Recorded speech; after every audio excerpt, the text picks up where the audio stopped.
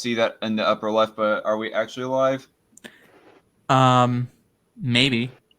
Let me pick my chat. And we're live. We're live. Welcome everyone to another episode of Strike Force Gone Wrong. I am joined with Dark my 2 cents, which would mean 2 pennies, and I'm also okay. I see it and right the Crusader. there. Never mind. Let me see if the volume actually works. Yeah. Sorry, everybody. Zach's kind of retarded. My bad. Okay. Como se dice, Dark needs better equipment. Fuck you. I have not streamed with StreamYard yet. I have been streaming through OBS recently. But that's BS. No excuses. But all that aside, and I wish that the one live stream aware that I was streaming through OBS actually did work out for us, but unfortunately it didn't, because the opening for that was the most awkward but at the same time funniest shit that I had ever seen in an introduction of a live stream. Yeah, and by the way, unfortunately, press F for respects in the chat. Damn right, motherfucker. And como se dice, Crusader, please stop acting, just stop being so white when you're trying to do something. It's just too much. Anyway, the problem with that the problem with that live stream was that apparently there was no audio coming through at all. But finally, here we are. Yes, Strike Force number 126, talking about the U.S. presidential elections and probably just the 2020 elections in general, who we should support, why we should support them, and so on and so forth. And so far, I am joined with S-Man. My 2 cents is back on the program as well, and the Crusader, and hopefully more people will join. Say hi, everybody. Hello. Sup, faggots. Hello. Thanks for having me on. Oh, great. Now certain socialist is going to play guilt by association with 2 cents for being on a stream with somebody who said the forbidden F word. I saw that, and honestly, I'm sorry, 2 cents is too professional sometimes. If I was in his shoes, I probably would have just said something back and then muted him. But anyway, yes. So getting onto the stream topic, I guess we should start off with talking about who we primarily support for the election, and I guess I'll go ahead and start off telling some candidates for who I support or don't support. Honestly, I don't know who to support just yet, although I do know for certain who I do not support, and that would be Bernie Sanders, for reasons that I have mentioned in the past. His health care plan is way too freaking expensive. It will collapse the country with how much more debt it will pile on.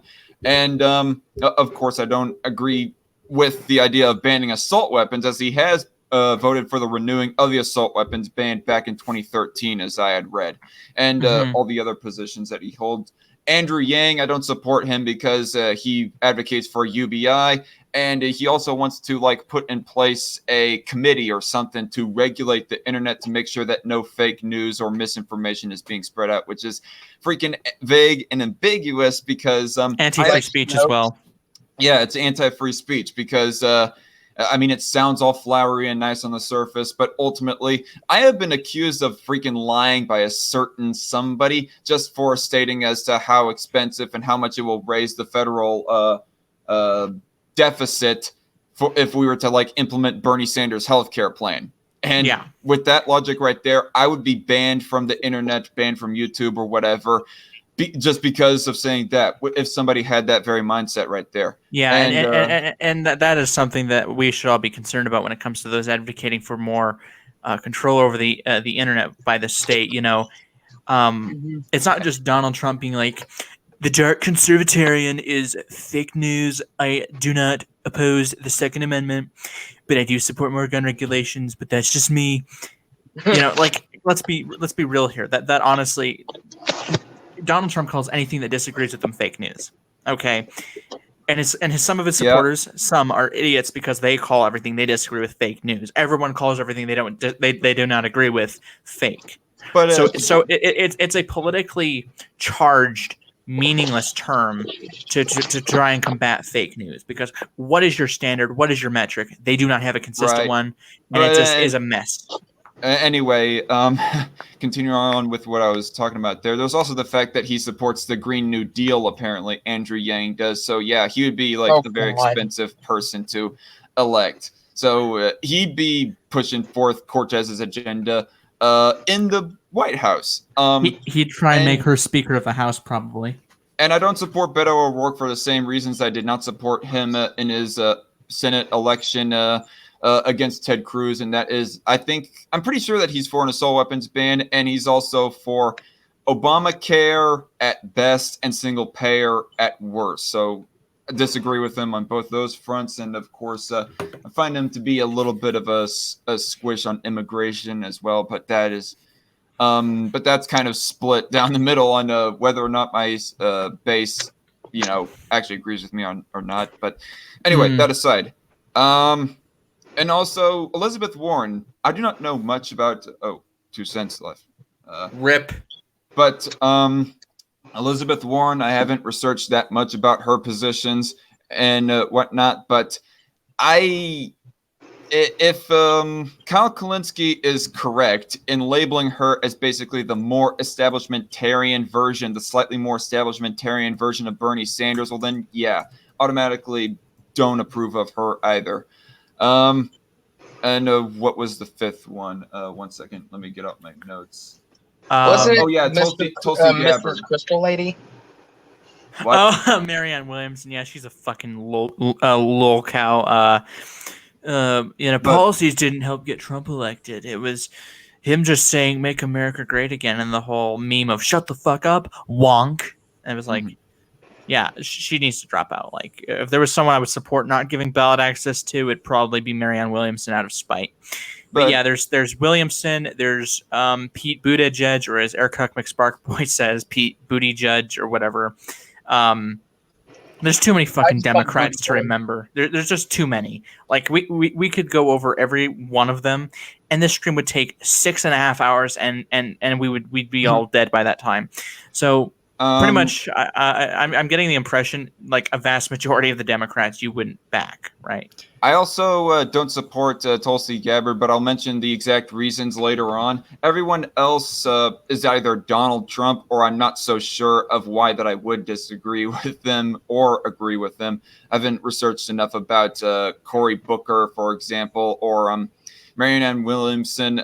Kamala Harris, I only know surface level stuff about her being a bad prosecutor and so forth. That generally people just hate.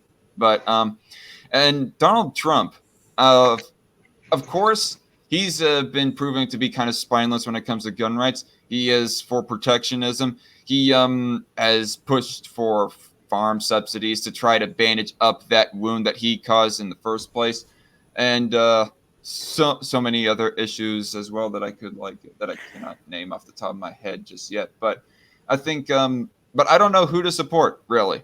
Okay. Adam Kokesh. He says that first day in office, he would sign an executive order to completely destroy the U.S. government. I don't think that there would be a smooth transition if he were to do so. So therefore, I'm not going to throw my vote towards him. The closest person that I probably would more likely throw my vote towards maybe would be John McAfee, but his comments regarding bestiality are kind of controversial. But that's What? The dude has the nickname Whale Fucker. You know you fucked up or you should feel ashamed of yourself if you were like, oh, Whale Fucker, this. He's talking about bestiality like that. And I'm like, all right, he's not getting my vote. Kokesh, they would probably assassinate him if he was elected president. That is another thing. Also, Yeah. is there anything else you want to add, or I'll just name people I might or might not support? Well, I was kind of wanting to hear 2 cents first because I know that he's a busy dude and he might have to leave sooner than the rest of us. But I was also wanting to mention that I side with Test even, and it says that one that I most support is Gary Johnson, which I don't even think he's running. And then he's not down is Donald Trump, and I'm just thinking to myself, is that really accurate? But anyway, my 2 cents. I take it that you, in all reality, don't support anybody for president. You would be correct, Ted. For those who may not know, I'm the one ANCAP in this discussion. And I guess I've written an article on my blog about this in the past, but I don't really believe elections can fundamentally change the direction of the country. If you look historically at what's happened in the United States government for the past 100 years, it doesn't matter whether there's a Republican in office, whether there's a Democrat in office. two things fundamentally happen every presidential term, and that is the government spends more and it increases the scope of its regulatory authority. Now, I am a pragmatist in as much as I do believe there's such a thing as the lesser of two evils, but seeing as the state still fundamentally grows its power, I would support a candidate that would actively look to shrink the size of the government and limit the power of the states, but I don't think that can happen just because there are too many powerful players with meat in the game that aren't going to let that happen no matter who gets elected. But I think one thing to be said is like Donald Trump, for example, and the whole "Make America Great Again" campaign. I don't see a lot of people talking about the fact that he is right now advocating the same economic policies that Obama did in order to avert a coming recession. And that I certainly think the public discourse has been changed a lot by his presidency. I don't see a lot of actionable changes to, at least economically speaking, as to what how the Federal Reserve seeks to manipulate interest rates and affect our economy. Oh, damn. He cut off there. Son of a bitch. Well, let's just hope he gets back. But no, I agree about the fact that you can look at the economic policies of the Trump administration. He said some decent things during the debate with Hillary Clinton. And 2 cents is right that Donald Trump is not that different from Barack Obama in a number of aspects. Sorry that as you were saying. Very spineless, yeah. Yeah, not sure what happened there. I got kicked, but... Is it your connection? I did it. Something? No, I'm joking. Wow, DarkCon is against free speech, everyone. Hashtag DarkCon is canceled. But yeah, you were saying you were talking about where you left off, right? Yes, I was saying Trump is right now advocating that the Fed cut interest rates in order to prevent a coming economic recession, which is exactly what Obama advocated, circa 2012 when he was saying that the Bush administration policies are what caused the 2008 recession, when I think anyone who actually understands economics knows that our system, so long as the Federal Reserve has the ability to manipulate interest rates and print money, that this kind of economic recession is always going to happen. Trump's tax cuts, everybody touted those as how great that would be, but spending didn't go down, and tax cuts without a corresponding decrease in spending mean nothing, because the government just has to go into more debt, which means they inflate the currency, which means that the money you have, even though it wasn't taxed, is now worth less, so it's still a wealth transfer from the people to the government. So that kind of sums up my view in that, as an ANCAP, I oppose government, and I don't believe that the situation can be I don't believe the situation can be improved by electing a better candidate. Now, I do think there's a place for discussions about who is the lesser of two evils, but I don't necessarily consider it a victory to see a certain candidate elected. No, not really, and I've said before that the least of all that voting is a slowdown of the degeneracy if you vote for the right candidates and according to your own ideology, of course. But so Crusader, who would you say that you support at all, if any at all? That's really, at this point, I don't know of who to actually support, because either they turn themselves out to be lol cows, or they just end up they just seem incompetent. They don't seem they are incompetent. Okay, yeah. Well, yeah. would you know who you do? Would you know specifically who you do not support then, Crusader? Well, of course I don't support Tulsi, Bernie, for obvious reasons. I'm not a fucking socialist lolcow. And you are a lolcow, though. Haha, shut up. But if I could just say quickly, at best, I can say I support or don't support certain policies, but candidates as a whole. Yeah. And I don't support Crystal Girl. I'm just going to call her that from now on, because let's just be honest, it's a better name than her actual name. Yeah, and I swear to God, if she actually was the Democratic nominee, I would live stream the debates and meme the shit out of them, because you have one dipshit versus another one. They're both delusional as one can get out, and God, I would dread the election results because you have either one loon or the other, and it would just be a nightmare trying to determine who is not going to be the most insane in the head. In the words of South Park, you either elect a giant douche or a turd sandwich. Yeah, but at this point, I have to agree with Zach on who he is more likely to support, and I would have to say Biden at least is somewhat competent. Yeah, except I don't know if there's anything that I can about Biden that really sticks out that I can get behind and whatnot. I'll just say this though. I mean, if he is like anything like a watered down version of Obama and so forth. I can imagine. I can imagine a skit being done where Joe Biden is creeping on Donald Trump or Kim Jong Un. He's like, my foreign policy is President Biden. Is he's gonna like be all feeling up on Kim Jong Un or something in order to convince Kim Jong Un to get rid of his nukes, or else Biden will keep doing that to him. He probably used that to. If Biden was anti-war, he could use his creepiness to convince these other dictators to stop being dictators. And I mean, that'd be terrifying to even imagine that. But I can just see him doing that. You know, people say that Biden has a good chance at winning. I don't know. I mean, sure, he can claim he's really in touch with the voters, but they're not going to be feeling very warm towards him. Oh my God. But, you know, what I think is interesting about Biden is it's almost sad to say that Biden is the moderate candidate, but when you compare him to like Bernie or Elizabeth Warren, he's reasonably more moderate in the kinds of policy proposals that he's for, in as much as he's also leaning on his record being Obama's vice president. And as much as the loudest Democrats in the media and on the internet are really moving towards full-blown Marxism, I'd say there are a lot of registered Democratic voters who are still moderate compared to Bernie, compared to Elizabeth Warren. And Biden probably has a better chance in virtue of the fact that he would appeal to a wider base of registered Democratic voters, not just the ones who voted for AOC. All right, so this is kind of a roundabout way of doing this, but S-Man, would you like to reveal who you specifically don't support and who you do support, if any, that you do support?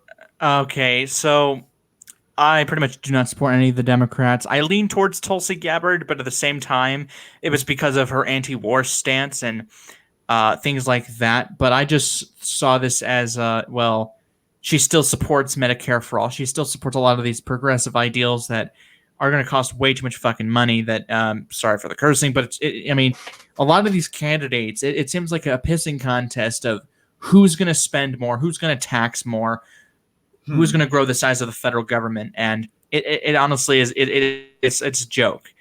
If I had to choose go ahead.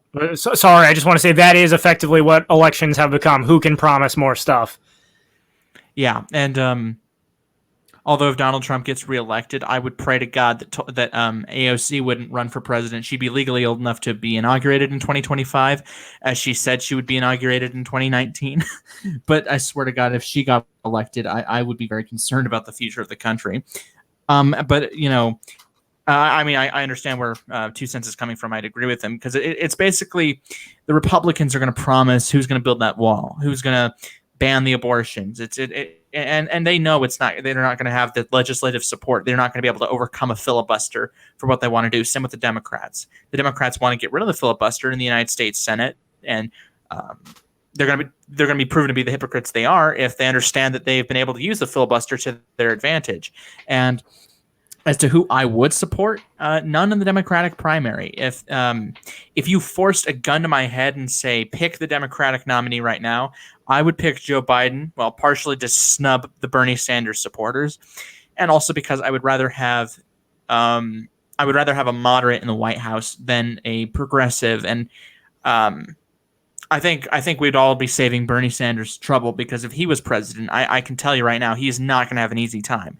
And the most you're going to see out of a Bernie Sanders administration is a minimum wage increase. He's going to try to rejoin the Iran nuclear deal, the Paris Climate Agreement, and he'll probably rely heavily on executive orders. I don't think he's going to necessarily be able to have the legislative leaders of the Democratic Party whip together everyone to, even if they win control of Congress, full control, he's still not going to have the votes to pass Medicare for all. He's not going to have the votes to pass the Green New Deal. And if he had the votes, those people are going to get voted out in the first midterm. Like, it will be a bloodbath.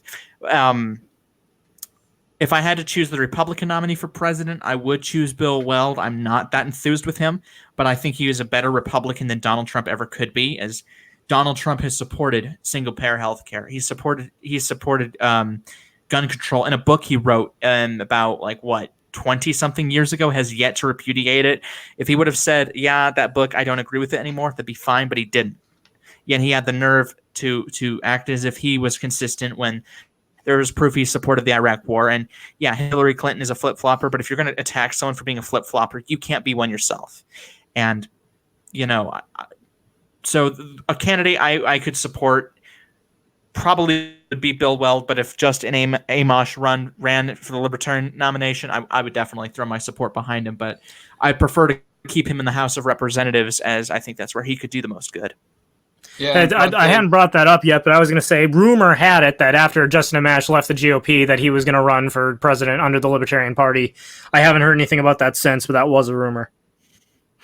Yeah, sadly in Michigan, they have some weird electoral laws. I would support making Amash the nominee for vice president.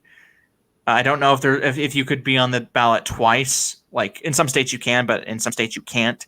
If Michigan doesn't allow that, then I would keep Amash in Congress, but I would hope that Amash, I'm sorry, I'm just used to people saying Amash. And also, quickly, it's Beto O'Rourke, everyone. Beto, not Beto. If anyone says Beto, they're automatically too white for me. But I will say this, though. It's just like anybody who pronounces Gabbard like Gabbard. Yes. Just too white. But I will say this, though. Hashtag S-Man is too white. Yes, exactly. But, I mean, there's a few candidates where I could fundamentally say, yeah, I can agree with you on one subject. Gabbard being anti-war. I can agree with... I could agree with them on some of the things they say, but as to how to get there, I cannot support. Like, yes, the criminal justice system in this country is a failure. Yeah, the national debt is a huge problem, but a lot of these candidates, Bernie Sanders' plan is not going to really help with with lowering the national debt. I obviously do not agree with the Republicans on how they've been doing. Since the Ronald Reagan administration, the national debt has ballooned, and it is unfortunate. If I could have chosen one person to be president who was not a Democrat or Republican, I would have chosen Ross Perot, because he was honest.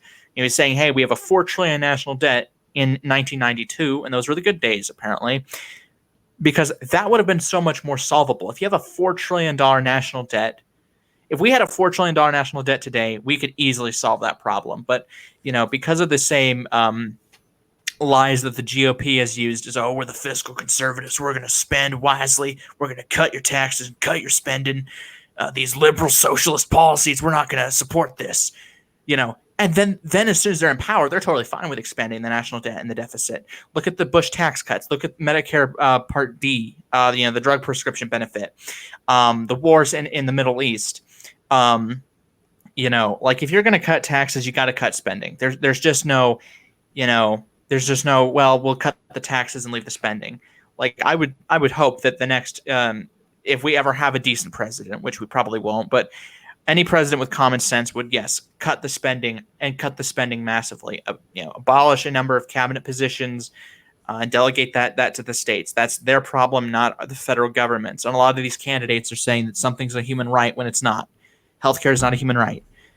And it's funny that apparently a human right now means that you can take someone else's money to pay for a you problem. And I think that's just so frustrating. Like, DARCON does not have somebody, or for somebody to give a service, particularly when they start refusing.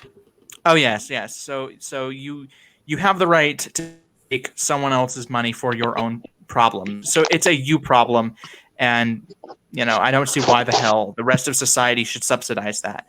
Also, I don't know if this was true, but apparently there's a new version of the Green New Deal, like they call it the new Green New Deal or something. I would hope that I would sincerely filibuster that, because that would just be perfect. Because of the fact that that is completely unaffordable. Like there was a video from War Corps, and yeah, some people laugh at him, but he made a good point about how unaffordable it is. A lot of these problems that I think my video was better. Well, yes, it was, Sorry, but he had a good point. Like he did not have of any the cost effect. He did not provide any citations really in it. I mean, I did not. That was my problem. I trusted him to be telling the truth, but the guy needs to like provide more links for where he's getting his information in the description box. Although, unfortunately, I did hear some from 2 Cents that if he was to provide too many links, that YouTube's algorithm will work against that video that has so many freaking links in the description. Which is why I provide all my citations on my blog instead of in the actual description. Yeah, and Nice. yeah. But he did make a good point, though. Like, certain things are going to break. Like, physical items that would be involved in the Green New Deal break. And that's going to add on to the cost. Like, assuming that nothing breaks, nothing malfunctions in this major overhaul of the U.S. economy, assuming that none of it happens, it still is unaffordable. And with reality, some things are going to fail to work. And, that's going to cost even more money. And one thing that I can't stand with the Green New Deal, like when I hear Green New Deal, I'm expecting solely this to be an environmental manifesto. But when you read it, it's talking about, I would just call it a progressive manifesto, because that's what it is. It goes beyond just the environment. It goes into every progressive issue they support. I can agree with them, and I would end fuel fossil subsidies. I can agree with that. I would absolutely agree with ending all subsidies. Like, some people would support subsidizing environmental friendly stuff. I wouldn't support that. And if these people are so concerned about the environment, they should be supporting investing, like having individuals in a free market, which we don't have, to invest in these environmental friendly things. I want to ask, whenever you get to a pausing point, like I had seen you like say Tulsi or Gabbard 2020, like you shared a screen cap of your conversation with Secular Hawk on Discord.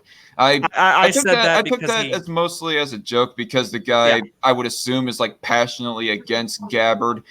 But then you say it in Strike Force Discussions chat group, and that makes me wondering, wait, are you being sarcastic or are you being serious? Like, I just want you to clarify on that. I did say partially serious, because if I had to choose a single issue to be addressed within a 4 to 8 year period, I would hope to God that Tulsi Gabbard would be the next president of the United States, because I strongly agree with her on the anti-war position. I agree with her that go ahead. And I'm just going to say, I notice a lot of libertarians are putting their support behind Tulsi Gabbard, if only for the strong anti-war stance she has. Yeah, other than that, I strongly disagree with her on a number of other issues. But yeah, I did put Tulsi 2020 to mock Secular Hawk, because he was being a total twit about, I got to do the impression. And she's anti-war. She literally wants people to suffer in Iran and Iraq and Syria. It is so not surprising that S-Man backs a fellow isolationist who wants people to die. She is an Assad apologist, and okay, I can't do it anymore. But basically, was there anything other than what you say, Crusader? Hawk sounds like an edgy teenager who didn't get enough love from mommy and daddy. I don't think he is capable of feeling love. I'm just going to put that out there. I hate to tell you. Life is meaningless, and I hurt. If I had his philosophy, I'd have to go to a mental hospital. I'd probably want to die. But anyway, look, other than the anti-war thing, there's not much else I could agree with her on. Like, social issues, I could agree with the Democrats on some social issues. Others, I think that they go way too far on. Other than that, that's pretty much where all that support would go. But by the way, I want to say very quickly, I am glad that the channel has grown so big to the point of where that there are arguments in my live chats. Wait, there's an argument in live chat? Well, there's has been before, but people are sparring back and forth in the live chat, and And I like it. It shows the activity on this channel. Thank you all for participating so far, by the way. Anyway, like, was there any other issues other than her non-interventionism that you agree with Gabbard on? No. You know, I mean, I also liked her criticism of neoconservatives and neoliberals. I mean, neoliberals pay lip service to free market capitalism, but they don't actually walk the walk. They talk the talk. Other than that, no, I didn't agree with her on pretty much anything else. Like a lot of these Democratic candidates, when it comes to their social issues, I could agree with them on. Although when they call something a human right or a constitutional right, and it's not anywhere in the Constitution, or it's a positive right, that's where I roll my eyes at them. Mm-hmm. So what I was saying earlier about what I am disapproving of Tulsi Gabbard on, I apparently read some of her platform, and she is for like a fracking ban and an offshore oil drill ban. So that's that was kind of a bit of a disappointment for me. But of course, that is not like the only issue out there. I'm trying to maybe keep an open mind regarding her, but there's still like those issues that kind of get in the way. Abortion, yeah. I can possibly maybe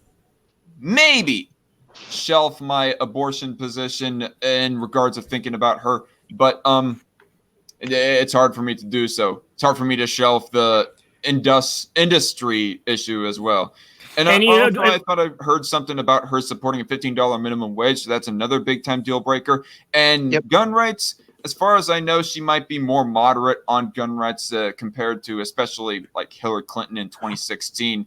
But is she for banning assault weapons? Is she for renewing the Dianne Feinstein assault weapons ban? I'm on her platform right now. I'm going to go over this. So campaign finance, as I'm trying to finish my point, I mean, as far as I have read, I have not read anything of her outright advocating for an assault weapons ban, but I'm still kind of on edge about it, almost as much as I am with I'm presenting S-Man's screen right now. I am on the edge with her almost as much as I am with Donald Trump's gun rights position, but Trump still kind of edges over Gabbard. And the only reason for that being is that Trump has actually spoken words of him being open towards renewing the 1993 Dianne Feinstein assault weapons ban. And plus he's banned bump stocks and all that other stuff. Yeah, but you were saying that was a stupid ban. So here's the platform. So I actually found another thing I agree with her on, and that's ending the drug war. Like anyone who supports ending the drug war, I can agree with. That doesn't mean that I will be I will vote for them and campaign on their behalf. But yeah, I could say that's a decent position. Okay, if she at least changed some of her ideals in some ways, I'd say she'd be a decent candidate. Yeah. So she pledged to no longer accept money from any political action committees or PACs, and she's the only 4 members of the House of Congress who've said this. She's called for breaking up big tech companies who take away our civil liberties and freedoms in the name of national security and corporate greed. She supports net neutrality, calling it a cornerstone of our democracy, and she's criticized Facebook for banning users, which I would pretty much tell her off. I also have to add as well that she is in kind of the same camp as Andrew Yang. I had looked up on isidewith.com and scrolled down, and my answer, okay. Should the government regulate social media sites as a means to prevent fake news and misinformation? And apparently, scrolling down here, she says, I Side With is framing her position as, yes, social media companies are politically biased and need to be regulated. So she claims supposedly to be anti-PC and pro-free speech, but she supports that. That's kind of a deal breaker on your supposed free speech positions there. With all due respect, ma'am. I will say this, though, as well. First off, big tech does not take away our civil liberties. We do not have a right to these social media platforms, and anyone who supports the Internet Bill of Rights should understand that those things aren't rights, not in the slightest. As for Facebook banning users, yeah, I'd criticize them for that if the person didn't break the terms of service. As for taking away freedoms in the name of national security, I would ask her to clarify that. As for corporate greed, that's their problem. If you don't like it, don't use that service. Criminal justice system and private prisons. She's been outspoken against the broken criminal justice system and abuse of private prisons that together put people in prison for smoking marijuana while allowing corporations like Purdue Pharma, who are responsible for the opioid-related deaths of thousands of people, to walk away scot-free with their coffers full. Let me press on show more to see who I can agree with on the issues. So apparently the last one was Pete Buttigieg saying that I supposedly agree with him on 33% of the issues. Scrolling down, Tulsi Gabbard doesn't even place on this whole thing. And Bernie Sanders rates 19% and Elizabeth Warren at 16%, so that's a thing. She also does support getting rid of private prisons, and honestly, I don't care if you get rid of private prisons. I don't consider that a big issue that I think about a whole lot. I don't see a massive I don't see that the support for private prisons being able to overcome what some of these Democratic candidates want. If I could quick chime in on the question of private prisons, I made a video about this in response to, I don't know why his name escapes me at the moment, but I think one thing that we need to remember in these discussions is so-called private prisons, or all that means is taking taxpayer money and giving it to otherwise private corporations to do what government employees would otherwise do. So functionally, private or public prisons really aren't any different as in where the money's coming from. It's just the name tag that they're wearing when they do it. And the government contractors, the private companies that perform these government services, are often not subject to the same rules and regulations as government employees. And for that reason, it benefits certain parties to have them privatized. It benefits other parties for them not to be.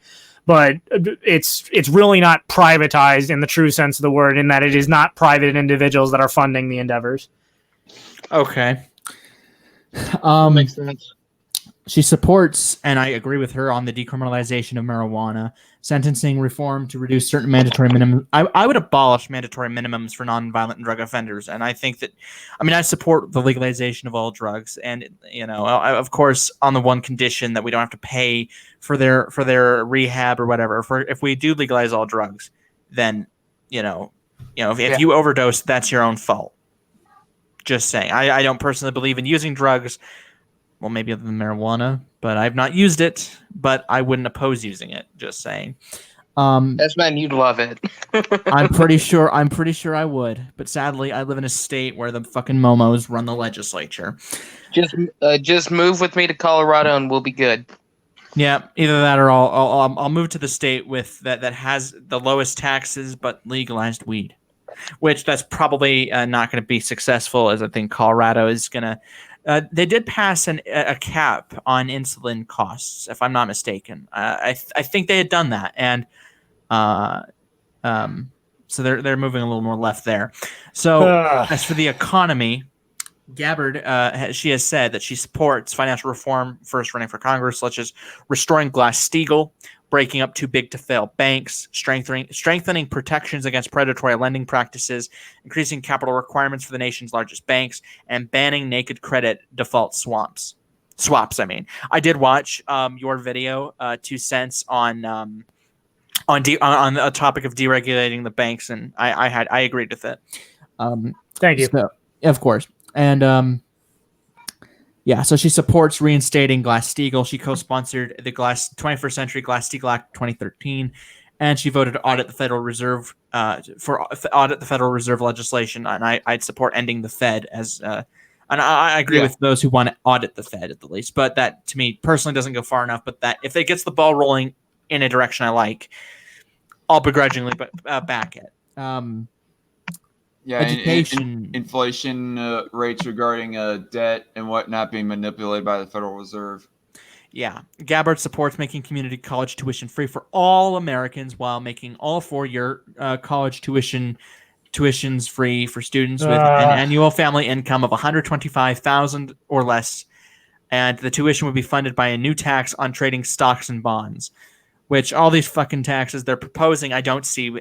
First off, I don't see them passing. I think that there'll be too many votes to overcome on a filibuster. There wouldn't be enough votes to overcome a filibuster. All these people with a lot of money, they're just going to leave the U.S. or they're going to hide it.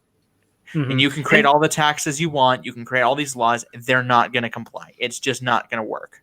And another thing people need to say about this free education, the moment the only reason education has value is, the only reason anything has value is in as much as it is scarce. And education is one of those things. How many people have gone to an employer and in a job interview, when asked, why are you the most qualified person for this job, say, well, I have a high school diploma. That doesn't mean jack to the employer. Everybody's got one.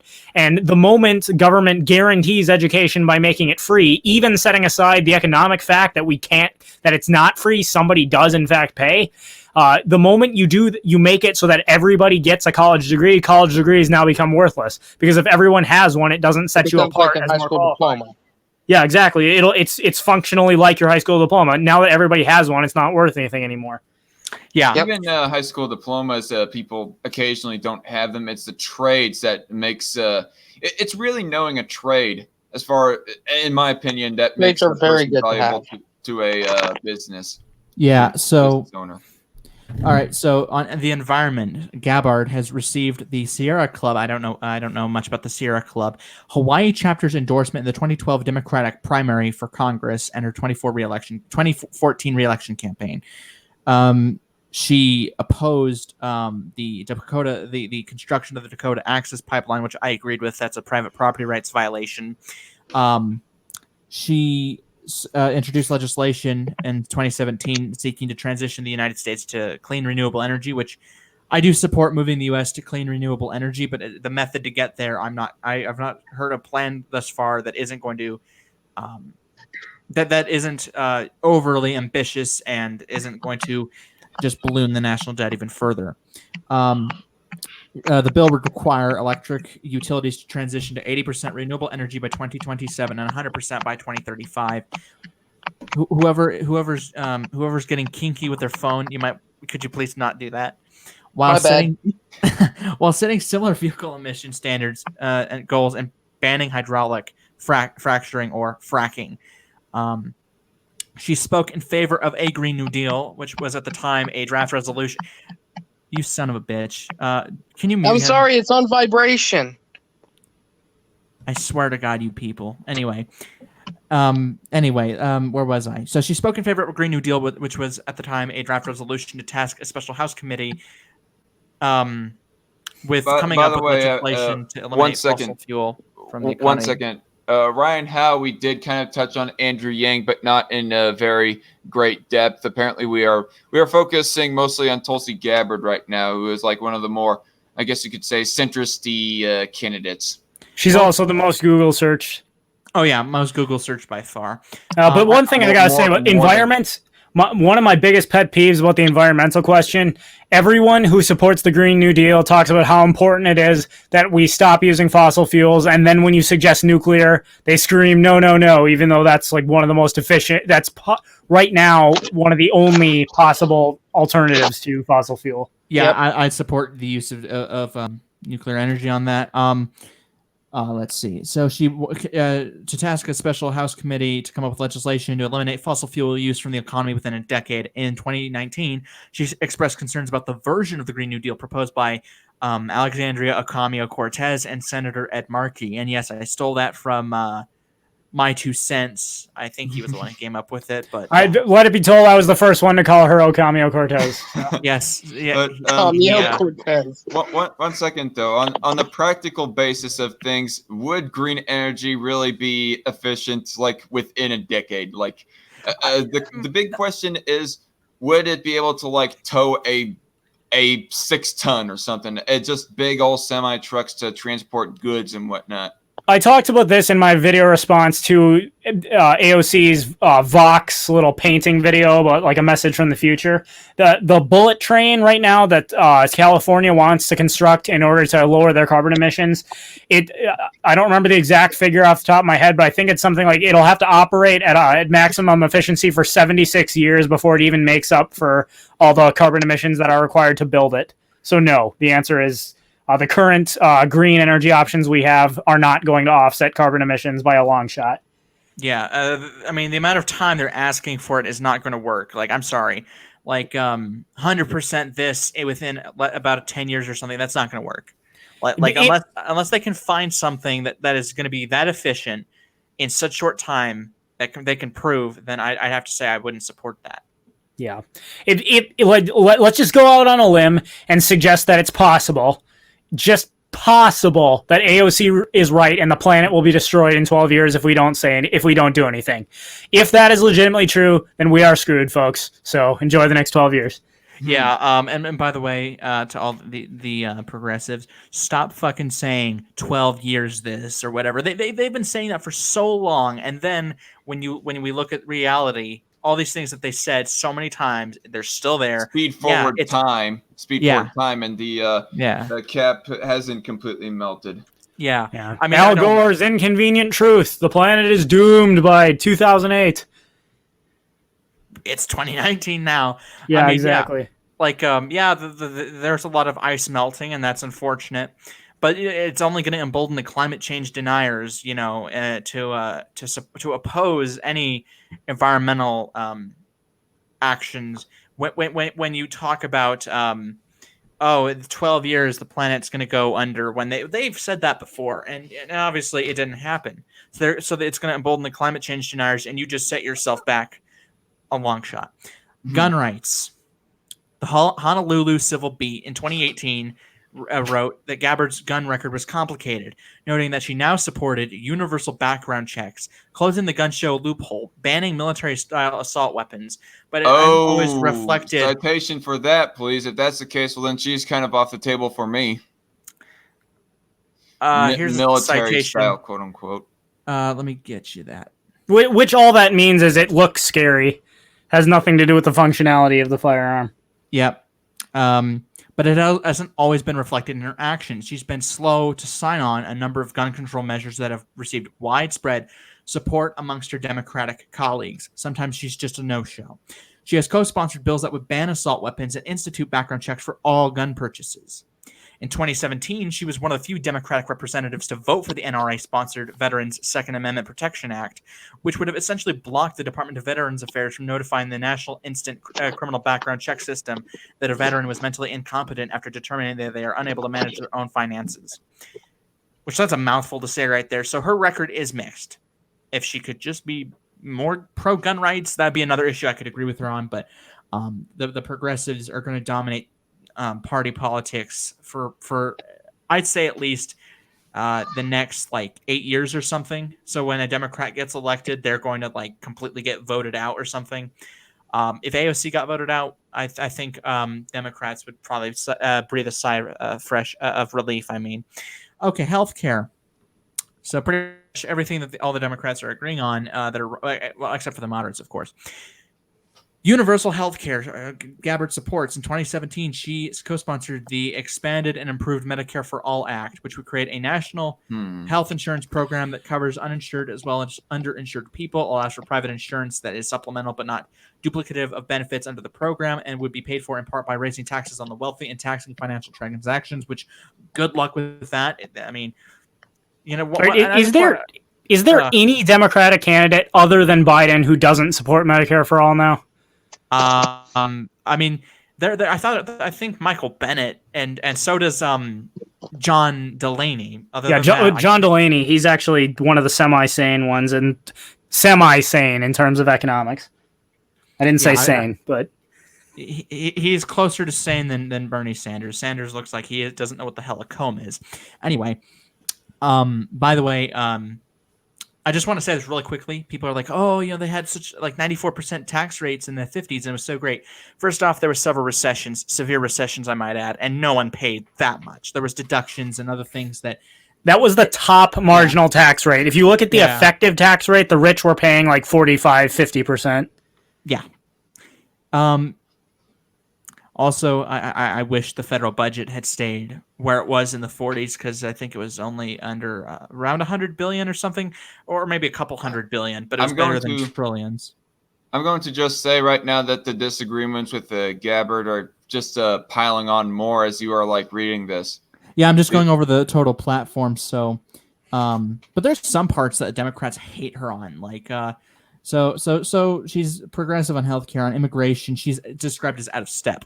She voted with congressional Republicans in favor of a bill requiring extreme vetting of Syrian and Iraqi refugees. The Obama administration said the bill would effectively stop the resettlement of refugees in the United States. That same year, she called for the suspension of the visa waiver program for European passport holders, which I don't oppose vetting all refugees. I don't oppose vetting anyone. Doesn't matter where they're from or their skin color or whatever. If they're going to enter another country, if I was to enter Canada and they want to vet me, I'm not going to oppose that. You know, if you oppose being vetted, can you blame people who are suspicious? Of course, I would prefer, I prefer to relax the immigration policy, but on the condition, I'd force progressives to concede something like the welfare state. Oh, you want easier immigration? And I'm not saying that, the immigrants are using the welfare or whatever. I'm not making that argument so they can't strawman me. All I'm saying is they have to concede a major issue if they want me to concede a major issue. That's all I'm saying. There's some evidence for that, though. Well, I'm not denying that. I'm just saying, if we're talking about, you're such a partisan man. No, I'll concede an issue. You got to concede one. I think it's more than a fair trade. I wish the immigration discussion there would be more talk about why are they coming in the first place? Well, does the welfare state have anything to do with it? And if we shrunk the welfare state, might we not have to worry so much about illegal immigration?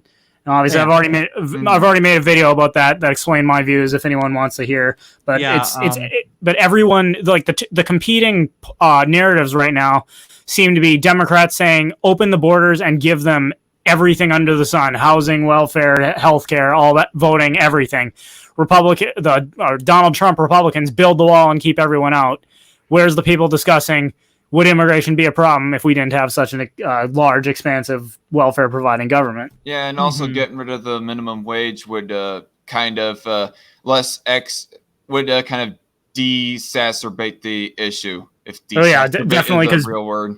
Employers have a direct incentive to employ illegal immigrants because they can get away with paying them under minimum wage. Yeah. By the way, if desacerbate is not a real word, I'm meaning the opposite of exacerbate when I say that. Or at least de-escalate. Like, we can go with that. Anyway, De-escalate. she supports legislation to require GMO labeling. I honestly do not care about GMOs because I don't know. I just like the amount of apathy that just it's like a wave of apathy just sets in when we talk about GMOs. I just do not care. LGBT rights, and this one is where people just really, really cannot let go of the past. In 1998, when she was only 17 years old, so she's about 20 years older than me, Gabbard worked for her father's anti-gay organization, which mobilized to pass a measure against same-sex marriage in Hawaii and promoted controversial conversion therapy. In 2002, she touted that work when running for the state legislature. In 2004, she testified at a Hawaii legislative hearing in opposition to civil unions. Her positions on LGBT rights have shifted dramatically. She cites having seen the destructive effects of having governments act as moral arbiters of their people. Hint, hint, Geocon. While she was deployed overseas. When running for Congress in 2012, she apologized to activists for her past comments, which, of course, they will never let anything go because they're that fucking bitter. Since joining Congress in 2013, she has co-sponsored pro-LGBT legislation, signed an amicus brief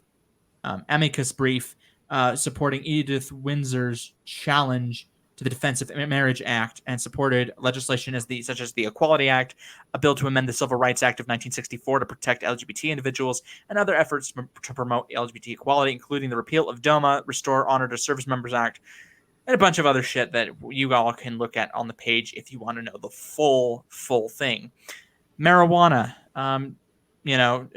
She's discussed legislation. She's co-sponsored to delist marijuana as a federally controlled substance. Remarked the federal policies have turned everyday Americans into criminals, torn families apart, and wasted huge amounts of taxpayer dollars to arrest, prosecute, and incarcerate people for nonviolent marijuana charges. She has supported many cannabis-related bills in Congress. It'd be nice to just completely deregulate all drugs. I would see it as a natural selection. If you're an idiot and want to use heroin, if you're that stupid to use heroin, then you probably weren't cut out for life. Yep. You talked about Hey, opioid addiction, huh? Oh, well, apparently we got Corey joining on. Hello, Corey. Hello. What's up? Is he British?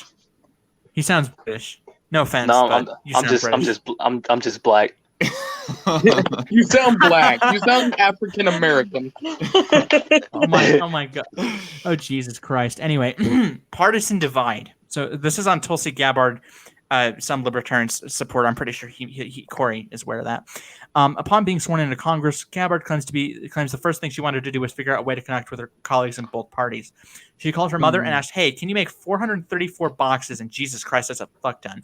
434 boxes of Hawaiian macadamia nut toffee that I can give to all my soon-to-be new friends. After her mother thought it was a great idea, she continued, "Wait, one more request. Can you make another 435 bigger boxes of toffee for the staff and every single member of Congress?" As her mother prepared, she wrote handwritten messages to her new colleagues and everything. What's that? Man, I kind of want us to slow down here. Like, I don't want us to really.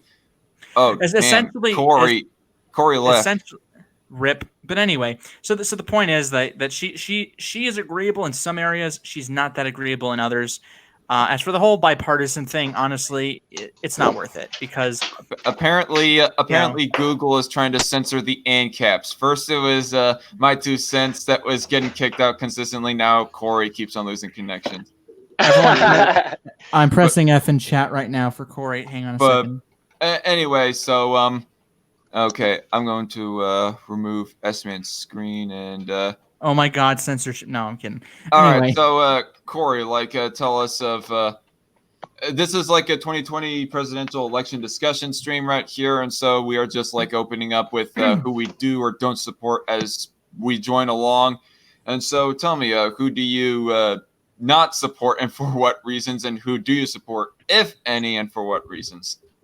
Okay, so the main people I do not support would be Sanders, Biden, and Warren, and Harris.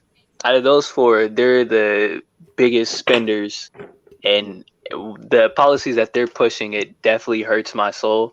I won't be voting, but if I would, I'd probably give to Lucy a vote if I were to vote, just because she seems like the nicest one to take away my rights.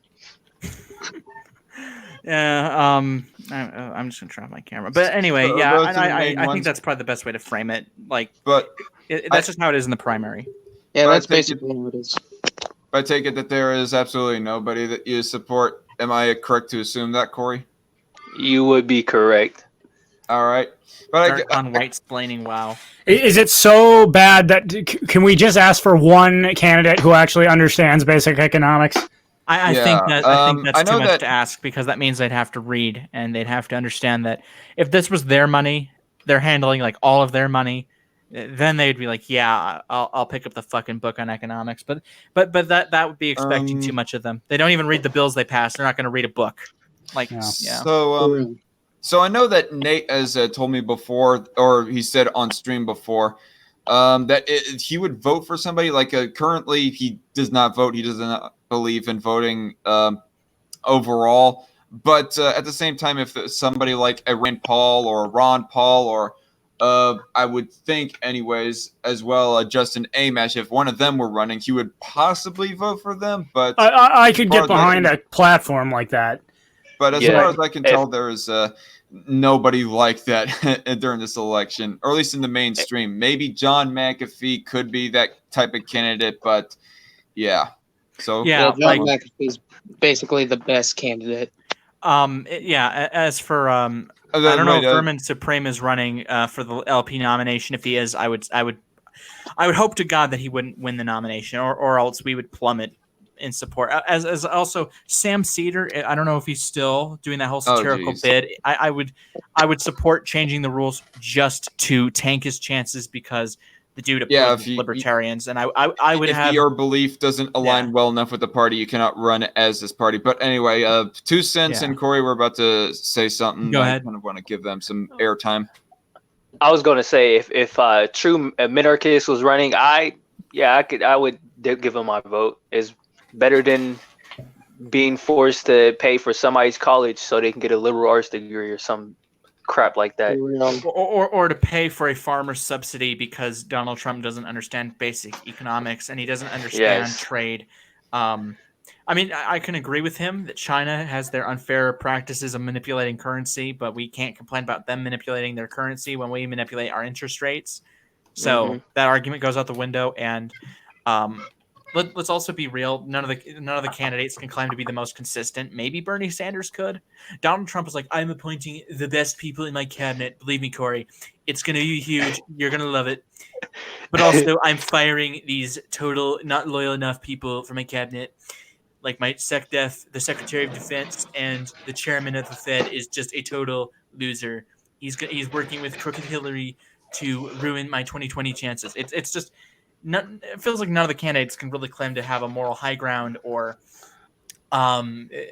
it's just a joke. Honestly, if there was a none of the above option, I think everyone would probably go out and vote for the none of the above option because that's the candidate that's not going to do any damage to the country. Mm-hmm. Well, one thing I'm going to say, I think the problem is the Ron Paul, the Justin Amash, the true minarchist candidates can't get elected because elections have fundamentally become an issue of who can promise the most free stuff. And sure, there are plenty of level-headed people who understand economics who realize that these promises are empty, but there are enough stupid people who hear free healthcare, who hear free education, who hear $1,000 a month UBI, and they just think, yeah, more for me. I'll vote for that guy. And even if you look at Trump, Trump has said he does not want to get rid of Social Security. He does not want to get rid of Medicare. Now, I don't know what he really believes about that, but I think he at least understands that if he says he wants to get rid of those things, he won't get elected. And just about any politician understands if you threaten to take away the free stuff you've been handing out for this long, you're going to lose a lot of support. So. Yeah, in the private chat, I linked a federal budget challenge. If you do get rid of Social Security and Medicare, or if a lot of free shit people think is free, that deficit goes down a fuck ton. That is honestly awesome. Of course, you don't eliminate the deficit, but you can reduce it by a lot. I mean, there was Mike Pence seemed promising in the whole, like when they're talking about at first. I mean, when we're talking about at first on the economic used social con cuck. Because there was a video. I had to lead it call for a second. I'll say, hold on. I'll just say this: you want to electrify the gays, S-man? You traitor! If it gets rid of Ham's leftism, deal me in. You want to electrify your very best personal? No, I'm joking. I'm just gonna say this, but Pence was caught on tape saying he supported George W. Bush's privatization of Social Security, denying it in 2016 because he knew that's a third rail. What I would love more than anything is the Democratic and Republican nominees, like, have them just say the shit that's going to get them the nomination, and like then they completely bomb each other with just like, yeah, I support getting rid of this, or like people are like, oh my god, we're idiots, we just nominated 2 people that want to get rid of all the shit we want. Yeah. Like if that happened, I would love it. I would just say thank God. You go talking about just saying shit to try and get elected or at least get nominated. One thing that kind of, I guess, slightly gets tiresome regarding the Republican primaries, like, as much as I respect the guy, but it's of how much people will mention the name of Reagan and say I'm the most comparable to him and so on and so forth. Like, be your own guy, follow your own policies. And also, Reagan wasn't that great of a president either. Yeah, that would be a debate for another time. I will not say that he's outright great, but for everyone here, but he wasn't. I'm not saying he was horrible, but he wasn't great.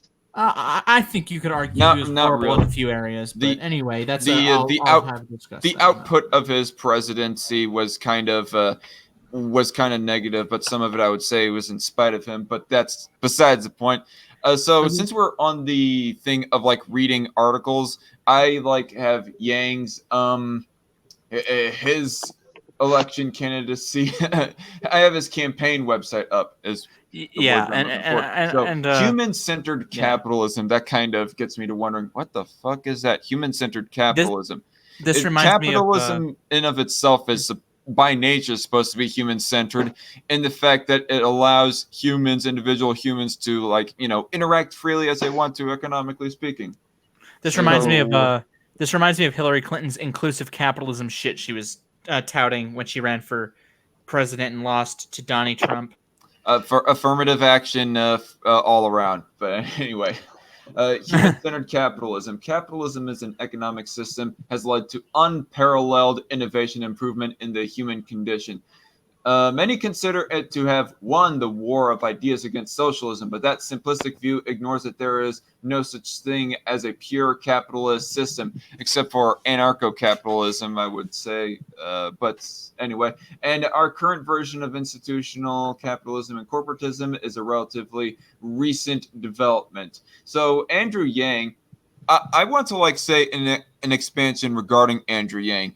Like I mentioned all the things that I disagree with him on, but ultimately there is some things in his rhetoric that I can at least agree with and comes off as somewhat common sense. And he has one of the more likable personalities out of people running for the presidency in general right now. I'll give him that, the likable personality. What the heck? Yeah, although his the whole Yang Gang thing, I swear to God, half those people should sterilize themselves. I'm sorry. I'd say go to my video on Andrew Yang and look through the comment section. I'll give you enough you need to know about the Yang Gang. I did. Those people are more like rabid. Well, maybe not more, but just as rabid as the MAGA-tards. Yep. I had to go grab my copy of Basic Economics for this. I had to agree with again with 2 cents and even as well as Nate's takes on UBI, because I was like, if it was UBI or welfare state, not and the welfare state, if I had to choose, I would rather begrudgingly choose UBI, but I would prefer not to choose either. I'm sorry, UBI is just $1,000 a month, and I don't know. I just don't see it as the federal government's problem. If an individual state like Vermont wants to do it, I don't care. They can fuck themselves over, and that's why if we don't go down the ANCAP path, I would prefer half the shit they're calling for. See you later, Cucksader. Just to move from. Okay, what I miss? Sorry that people keep on calling me. Well, to sum up the problems with UBI, it's again an issue of basic economics. It is money is just, and to quote, I'm off the top of my head, I'm not sure this is a direct quote, but from Thomas Sowell's Basic Economics, money is just an artificial tool for getting real things done. It is not money, but the volume of goods and services that determines whether a country is poverty-stricken or prosperous. And the government can print more money. The government can redistribute money that it's stolen from others. What the government can't do is create more resources than were there in the first place. Once you understand that, UBI might make it look like everyone is better off for a short period of time, but supply and demand will win out. And when all is said and done, no one will be any better off than they were before. Yeah. And a lot of these things, calling something a human right, I'm sorry, I can't really. I used to, whenever someone would say, oh, this is a human right, and looking back, it was clearly a negative right, I'd be like, yeah, I agree with that. But if someone just says something is a human right, I try my best not to roll my eyes. Like, if I hear someone saying, but healthcare is a human right, housing is a human right, no, it's not. You might as well say sports cars are a human right, or beachfront property is a human right. I need $1 million minimum wage now. I need a the current defense budget's like $700 billion. I'm gonna like one up Corey and say I need I need a $700 billion an hour minimum wage, and we'll be good. But Whoa, seriously, you greedy capitalist. That's not for the worker. The worker needs a $800 billion minimum wage, and we need it now. we need a $22 trillion an hour minimum wage. And believe me, it's going to be great. We're going to have such great health care that is run by the state. Never mind. Is Chatsburg is Chatsburg being Chatsburg? No, he left, but I was about to say that Chatsburg is going to accuse us of strawmanning for saying, "Oh, we don't want $1 trillion minimum wage," or something like that. Yeah. I see Night Shift 10,000 is in the chat. He says a girlfriend is a human right. Okay, incel.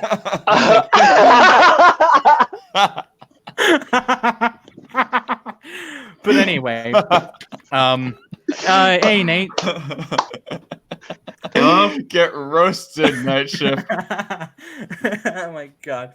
But yeah, if there was a ballot referendum, I would vote no on whether or not to pass UBI in my home state. Thank God that will never happen, because they would not have the support to even get that there. But what would be really funny though is imagine just for even a split second, if Bernie Sanders is the nominee and he lost to Donald Trump, I would listen to his concession speech for an entire day and just laugh, because all these people being like, Bernie would have won.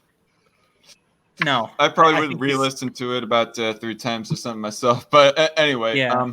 I kind of wanted to get back to this website. I got cut off from the phone right there when I was like in the middle of wanting to review Yang's supposed human-centered capitalism. Oh All my right. gosh. Our Oh my current- gosh. it's a nightmare. Our current emphasis on corporate profits isn't working for the vast majority of Americans. This will only be made worse by the development of automation, technology, and AI. Okay, our current Automation's not that emphasis- big of a deal. I Just can gonna like say that. I can like somewhat agree with that idea in the area that there are like subsidies and bailouts given to rich folk and their companies, but that is not free market, and I will not say that it's because of free market that we are supposedly having a current emphasis on corporate profits and so on and so forth. If you just have a hands-off policy regarding the market, well then ultimately that is not really putting an emphasis on either way in the market, except for allowing it to flow. Son of a bitch. And let the pieces fall as they may. We need to move to a new form of capitalism, human capitalism.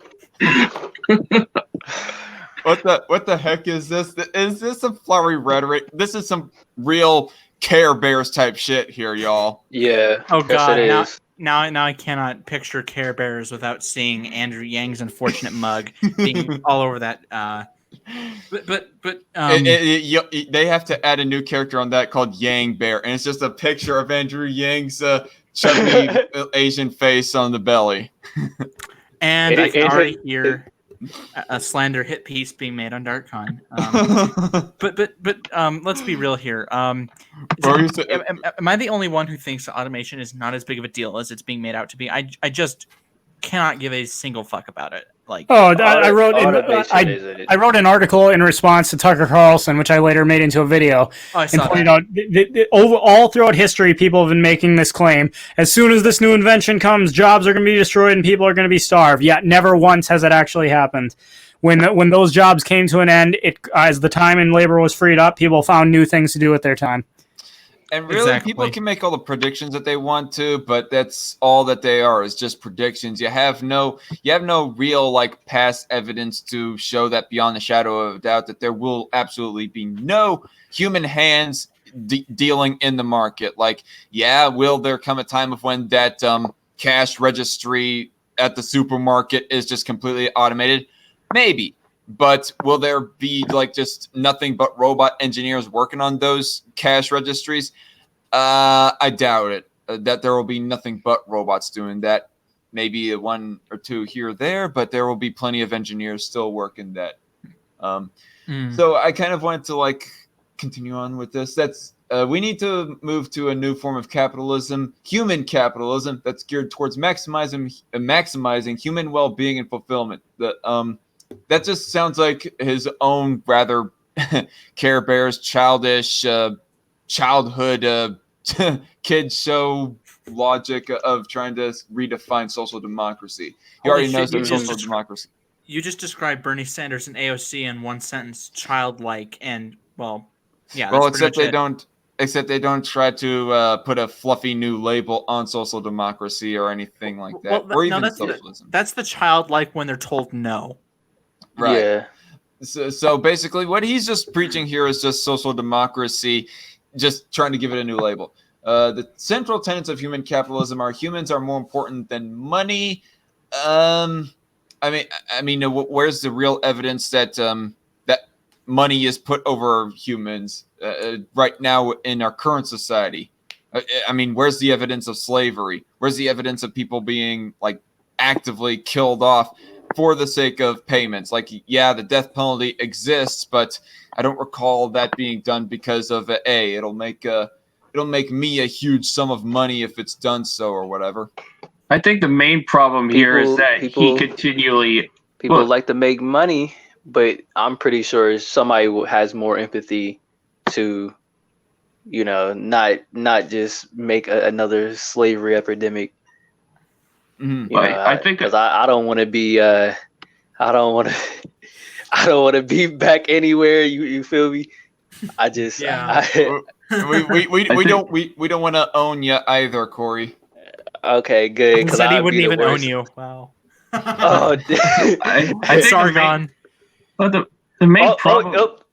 Dark Khan hit piece on the way. Dark Khan confirmed wouldn't own black men, but would he? Hey, Darkon, quick, thanks for having me on, but I actually gotta get going. All right, see ya. Oh, sorry. Yeah, thank you for joining, 2 Cents. It's been a pleasure again See you, having you 2 here. cents. I'll take it for what it's worth. I just 2 cents. Before you leave, can you say the thing that you say at the end of Oh, all of your course. videos? That is my 2 cents. Take it for what's worth. Yes. All right. And then there were beautiful. 4. So, anyway, the unit of a human capitalism the unit of a human capitalism economy is each person. What the fuck? Who's blowing into their microphone? And- Well, Jesus. Is it? Hey, unmute yourself, Nate, if you can, and test your mic. Oh shit! I zoomed in here. Say something, Nate. Which Nate is this? If you're saying something right now, Nate, we cannot hear you. You might have Leave and to rejoin. Leave yeah, and you might have rejoin. to. Either You that or might- blame Darkon. I'm just having flashbacks to the ultimate Cult of Ham meltdown. Ham, Oh, your he would have volume fun is with up doing all the that. way, you fucking retard. Oh my god, he was screaming the N word at the top of his lungs. I like Jesus. He made Corey's face. We kept muting him because he kept cutting us off, and then he just grabs his mic and just screams it until I have to keep muting him. I'll send Corey the video if he wants to see it. But Jesus, Show I it. wouldn't- Share it. I want to share it with me. That's hilarious. I love when people do that. It's just like why are you doing this, sir? Do you want your attention or not? Here's your attention. Have a good day. we were arguing over came, healthcare. That's why it came in a 5-minute video that I think he disliked. he said that he admitted he's like, I watched it just long enough to know that I need to dislike it, but what a salty bitch. like salty like the cured ham he is, but the best part though was or uncured rather. something tells me he has something uncured. But anyway, that was the best part though. It's like he said, "Stop fucking muting me" one time as this was going on, and we're like, "Don't cut us off." Then he's like, "I will cut you off if you're being dishonest." Muted. And he just screams, and his voice cracked a little when he did it, and it was like, "Oh my god!" And then But anyway, I had to I kick him. don't want to be talking about Chatsburg so much. I'm finding the video. Oh, found it. to cry. All right, Oh my God. send it to Corey and Nate. But anyway, What video? What video is it? The Ultimate Cult of Ham Meltdown is the name of the video. Yeah. But anyway, I anyway. posted it. Go Okay. Good. Yeah, it's right there in the group chat if you guys want to copy that link and put it in a browser. I'm also gonna put it in the SFD chat anyway. So I'm using my phone right now, so I have to just stay here. So Andrew Yang is also says the unit of a human capitalism economy, and that is kind of hard to pronounce. I'm just going to say it right now. Is each person, not each dollar.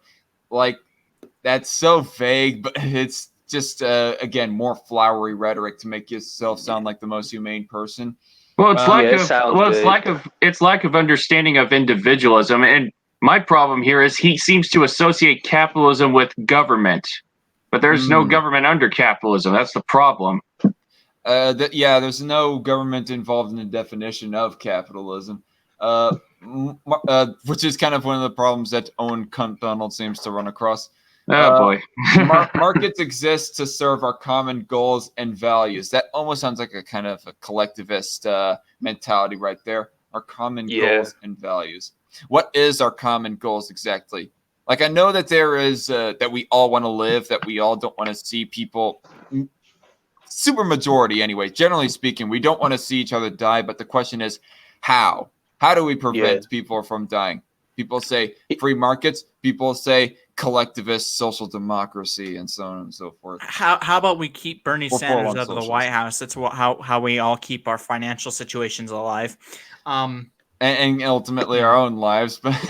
Wait, who? Yeah. Bernie Sanders? Oh, you mean Barney Sanders? Never mind. Did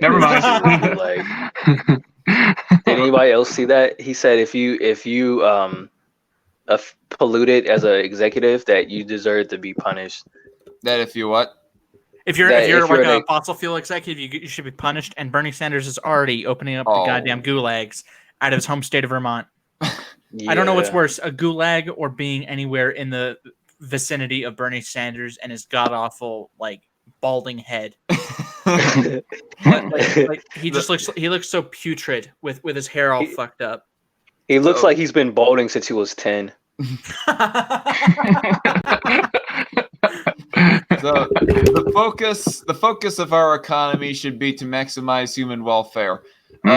Sometimes this aligns with a purely capitalist approach where different entities compete for the best ideas. Okay, you actually got something right, Yang. Give him a Chinese fortune cookie. Joking. You racist. But the long eyes. Joking. But there are plenty of times when a capitalist system leads to suboptimal outcomes. Think of an airline. Okay, I don't really care for of how large or small our GDP is. Ultimately, the question is of how well the basic principle of free market economics is preserved. To me personally, anyways. But anyway, think of an airline refusing to honor your ticket because you can get more money from a customer who purchases last minute, or a pharmaceutical company charging extortionate rates for a life-saving drug because the customers are desperate. Okay, for that first thing, I doubt that would happen. Can you repeat that for me? Unless you have like a very small plane. Okay, here's what he says. Think of an airline refusing to honor your tickets because they can get more money from a customer who purchases last minute. I don't know. What would be the ANCAP idea for something like extortion? Because I don't know. This almost sounds like, I don't know if extortion is the right word or whatnot. If you made a trade already and you were promised this item and that this item is this plane ride from this ticket, but then they just last minute deny you that ticket. What would be the solution to that in a free market economy in general? So that would be a breach of contract because that you agreed upon exchanging money for a ticket to get on a plane at that exact moment to fly to that destination and arrive there, and the airport didn't I can't think of the word. they didn't keep to the word basically. So that would be a violation of the NAP, and that would count as similar to like thievery. Yeah, okay, that's what Slavey McSlaverson says as well. Yeah, so depending on like what type of ANCAP you are, you would either talk to your rights enforcement agency, or you would talk to a private court and tell them, hey, they violated the NAP, and the court would be like, give them the fucking money or a plane ticket back. Oh, excuse my words. Give them the gosh darn money and plane ticket back. I don't give a flying fuck that we can curse all we want on this show. But I encourage it on my show too. Don't worry. I'm trying to cut back. This is not Today with 2 cents. Anyway, so I guess I should have thought about this more, but I guess as a minarchist, this would be like a legitimate area where the courts would get involved. So, or a pharmaceutical company charging extortionate rates for a life-saving drug because the customers are desperate. What do you mean by extortionate, though? I gotta ask, Mr. Yang. So, did they agree to a certain price or not? Go on, Corey. I work in a pharmacy, and I can tell you directly that the amount that we pay for prescriptions, because we have to order the prescriptions and keep them in stock, they're absurd. They are very high. There's some prescriptions that go for over $2,000 per bottle. So it would be 30 pills in one bottle, and that would be $2,000. You know how much insulin goes for, things like that. But the reason why they pay for these prices, because I even wrote a paper about this when I was like younger. When I was kind of starting to become more libertarian, I researched, why are prescriptions so high? And it turns out they use the state to have an intellectual property and control over the production. Oh, brother. Intellectual property, copyright law. Yep. So they don't allow other companies to make even like generic.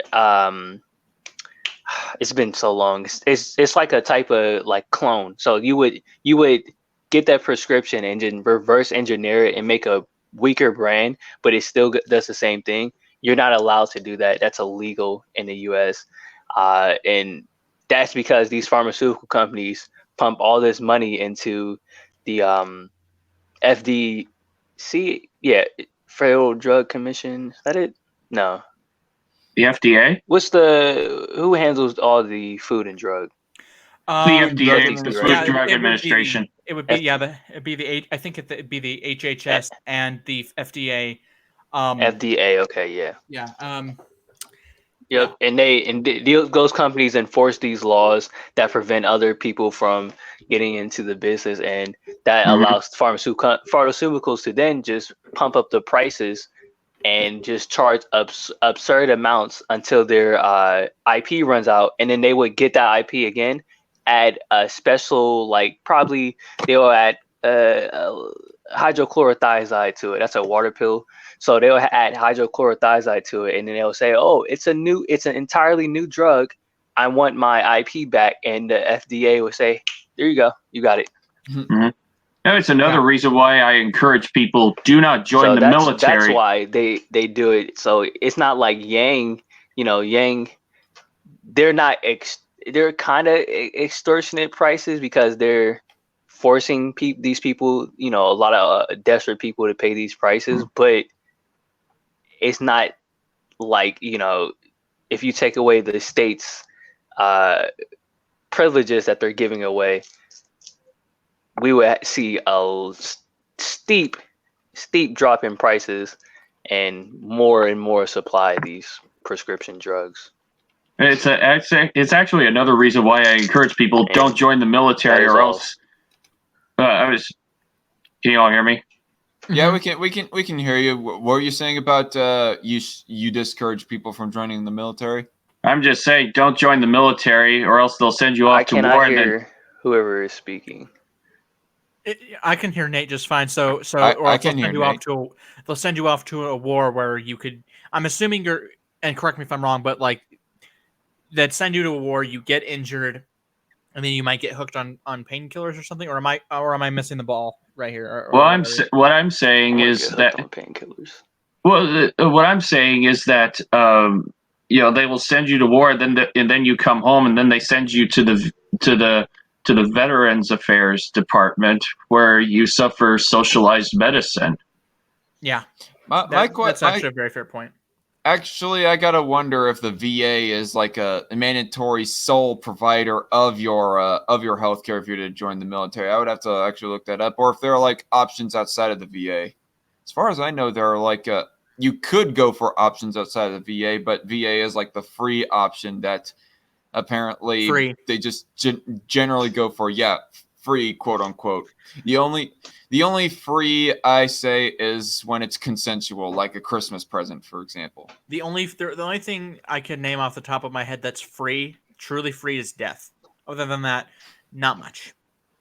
Darkon could be free to punch someone in the head and they die, but he won't be free for much longer after that. Right.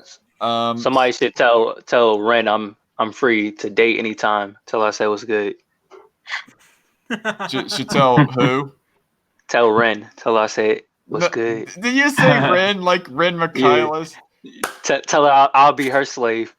Tell her that's free. What am I witnessing here? I've already been shipped with Ren by S-Man plenty of times, and that is fucking disgusting in of itself. Hey, you were the one that said you like black ladies. There was a black lady, one that's probably a pill popper, but hey, she is a self-admitted pill popper. Plus, she's got a very bad slur, and you know what? I've always been turned off by that nose. I've always been turned off by that face. She popped pills? Oh my goodness! That's an interesting lifestyle to live. Yeah, she doesn't know how to be responsible for medication to save her life, and I'm sorry. Maybe that's why she hasn't posted for such a long time. And this is what Andrew Yang is talking about. The pharmaceutical companies are extorting our freedom, and they're making us addicted to painkillers. This is a travesty. Oh wow! Andrew Yang is trying to address the problem. Andrew Yang is trying to address the problem of Ren overdosing. Yeah. I stand in solidarity. I stand in solidarity with Corey. You know what? This is a travesty. Darkon's a fascist. Literally everyone here is a Nazi. And I would throw this mic, but I paid $30 for it, and I am a cheapskate, so I'm not doing that. But by the way, your mic looks a little bit more higher quality because you have an actual pop filter as compared to mine. Yeah, you use the cum sock as your pop filter. I have a Blue Yeti. Okay, well then what the fuck? Okay, if your hardware is a Blue Yeti, well then what the fuck is up with your software? Because it sounds like shit. Ooh. Just gonna be honest. I'm using a Japanese mic because I'm a weeb. S-Man is going to throw you out of a helicopter now. Wait, Corey. Wait, you're using a Japanese mic. Is that because you felt bad about Hiroshima and Nagasaki? Black people didn't do that, so I don't feel bad. Can Corey hear me? I had nothing to do with that. Japanese people, they love me. Corey, can you hear Nate, by the way? I cannot. I'm going to leave and then come back. Either him or Nate. Not the first black person to leave DarkCon. Oh my gosh. I'm going to refresh my page now. We don't talk about Ren. We don't talk about Ren, S-Man. I'm refreshing. This is too much. Nor do we talk about Google it. Anyway. Holy shit, dude! Isn't it weird? Isn't it weird that I'm the only one not showing my face? Yeah, show your face, chicken shit. No, I'm not quite ready yet. I'm sorry. Lemon head. Your avatar looks like a lemon head. I don't know. It doesn't look so lemony to me. That's because you're colorblind. It's a yellow jawbreaker then. More like a light yellow jawbreaker. Do you have facial hair, Nate? Nate, there you are. And Nate, I was going to tell you, this is how I'm going to start streaming now from my phone. And the Lord said, "Let there be Corey," and there was Corey. Yeah. Yes, sir. Just the person I wanted to talk to, because I was like, I can stream from my phone. This is how I'm going to hop on your live streams. And you, DarkCon. So invite me. Okay. Well, I'm actually not using StreamYard, so. Oh. Okay. So, what are you using? By the way, The regular Hangouts. I gotta read this chat comment. By the way, we were talking about owning people a little bit earlier, and JC Armitage says further up in the chat, the only time I like owning people is in Quake 3 or Unreal Tournament. So I guess that's the type of owning that I'm into, is owning people in Overwatch. What do you mean? Video games. Bro, you just posted cringe. I've never played Overwatch, and I think I'm gonna stay with that. Pissed off, dude. S-Man, listen, become enlightened, bro. Play some over. How about you with your dark melanin? No. I'm trying. It won't come off. No. It won't come off. I'm joking. But anyway, so DarkCon, you literally apologize for being white and male on a stream of mine. What are you talking about? I'm sorry, I'm white. Well, can I just admit something? Go ahead. Yes, I do want to hold slaves. I do want to make Corey my slave. I do want to bring about capitalism through slavery, and this. I removed and added you again, Nate. Did you pay attention to that? I was just messing with y'all. No, I know. But anyway, someone's gonna find that. They're gonna cut it, and then they're gonna say, and the title's gonna be Coon sits and watches and listens to three white men talk about. Corey, this is how I need to highlight this stream and name it that now, Corey. Thanks for the idea. I think Corey was a little too in tune with the reality there. I can just imagine DarkCon and I have gone through this before. We'll probably go through this again, where a certain person will say, so there was this black guy who has no skin, he has skin, but his color isn't the one DarkCon likes. He sat there while three privileged straight white men were talking about slavery in the wrong way, even if they were totally joking. But the joke was like a dick, and I took it way too hard. This dude, literally, DarkCon said the word nigga. Not nigger, but nigga. And this dude, like, DarkCon called me the N-word, and as a result, he is a racist, a fascist, and I'm going to accuse him of shit that I can't prove, even though I always talk about the burden of proof. Seriously, if I was the father of that person, I would say that's why maybe pro-choice is really moral after all. Just sit him down and say, I am pro-choice specifically for socialist families. whoa, can we make it for fascist families too, at least? Oh yeah, all the Pinochets of the world. But oh yes. Wait a minute, socialist women couldn't have children because they wouldn't have the strength or the food to sustain a pregnancy. Well, there are a bunch of feminists who are empowered. Well, those feminists could go without water or food for a long time. They could just digest their own fat. Well, remember, they say they don't want to have kids. Whenever they say they don't want to have kids, I think that's a blessing in disguise. Like, I don't want to have kids. That's patriarchy. Well, they're saying they don't want to have kids because of climate change. So I'm like, well, great, because we won't have any more stupid people running around. I would love it if every Bernie Sanders supporter sterilized themselves. Well, that would be nice. I was talking to this girl. She was a white girl. She was a Bernie supporter, and I told her I'm a hard. Why is her race so fucking important? No, I'm joking. I tell you why. She after I told her I'm a hard capitalist, she looked me in my eyes and said, why do you like white people oppressing you? And I sat there and I thought long and hard about the irony of her telling me. I wanted to say, why are you oppressing me then? But I was just like, I don't. For fun. I'll tell you something. I so want to see a white liberal go up to a black person and say, I am so sorry that you're black and you're being oppressed. And then the black person will tell them, go fuck yourself. What I would love Corey, the most do that is, next time you have that kind of circumstance. what I would love the most is if a white liberal and a black person were going to have a wrestling match, because the white liberal would get the shit knocked out of them. It would be beautiful, and I would pay money to see that. It would be hilarious. And yes, Some maybe gated even Bitcoin, even Bitcoin as the Bitcoin to pay that money for. Some gated community white person comes across a redneck black person or a ghetto black person or country black person or just something like that. We get the point, Darky Khan. Just Well, anybody, well, just Dark any, Khan. just any type of personality that's tougher than a gated community type. You left out the most important black person.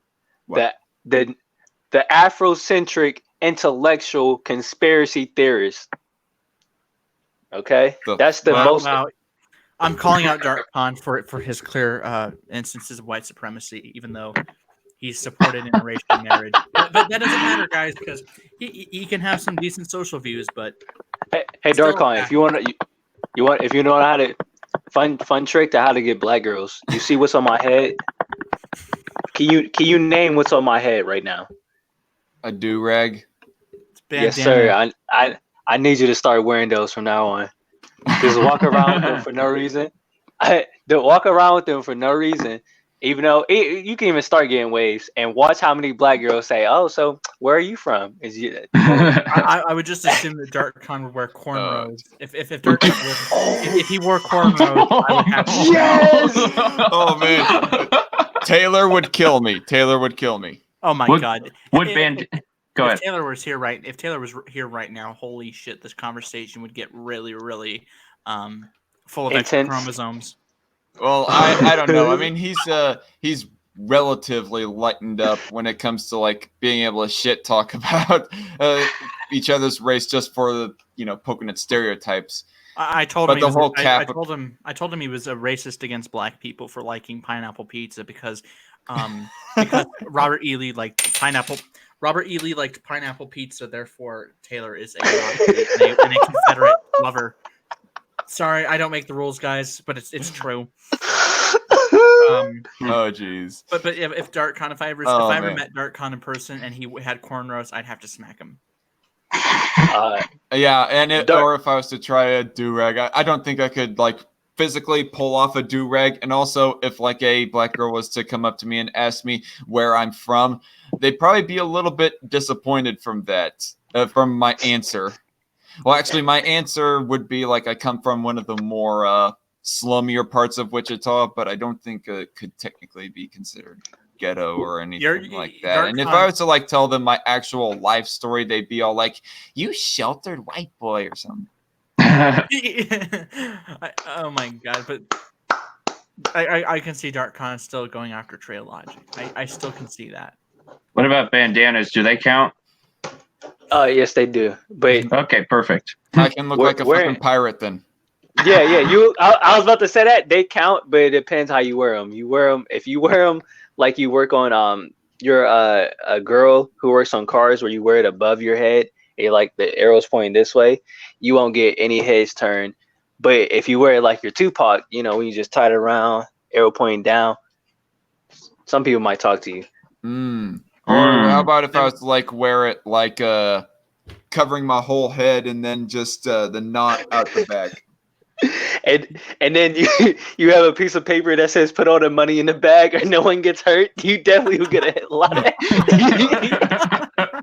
Man, this stream has become so derailed. It's become into shooting the shit. I'll segue it for you. And after you tell them put the money in a bag, you can say all this money could have went to a better cause instead of doing what people like Kamala Harris does to the black community and robs us of our black men by falsely accusing us. I will definitely not vote for Kamala Harris, even though she went to a black-owned restaurant and ate a pork chop. Like what? It's a when I Pander, tell pander, you, I pander. get so yes. When Hillary said she had hot sauce in her purse and Bernie talked to Cardi B like Cardi B was intellectual, I went to Is sleep. Cardi B Hispanic or black? I thought she was like. I can't fucking tell. I think she's Dominican. mixed. She doesn't. Dominicans, they're like a mix of black and like Native American and things Yeah. like that. But she's Alright. Dominican, so she doesn't claim to be black. That's like the whole thing with Dominicans. They don't.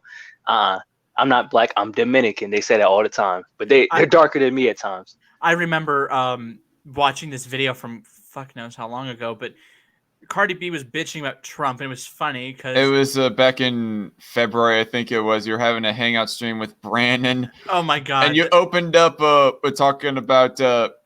Yeah. Anyway, go on. yeah, about Cardi B. like she was talking about this was during the government shutdown. She's all like talking about the government shutdown, and I understood where she was coming from, but the thing that annoyed me is how fucking stupid she sounded. Like some people don't have the best grammar, that's fine, but Jesus Christ, she sounded like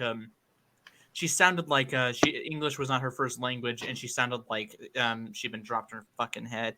And then the thing that made me laugh was when she was like talking about gynecologists being all up in a woman's pussy. I was just laughing because it was like Jesus. You know what was what was kind of funny, and you repeated her on this, was the way that she said, "What I do, what I do."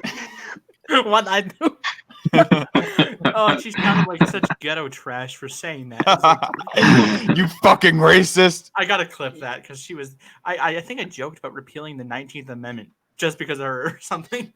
Yeah, you gotta like clip that and title it as S-Man destroys Cardi B. Oh my god, it was great because it proved to me why I think we should take all celebrities with a grain of salt if they're political. Like the MAGA-tards would be like, this celebrity is not like the other liberals, you know.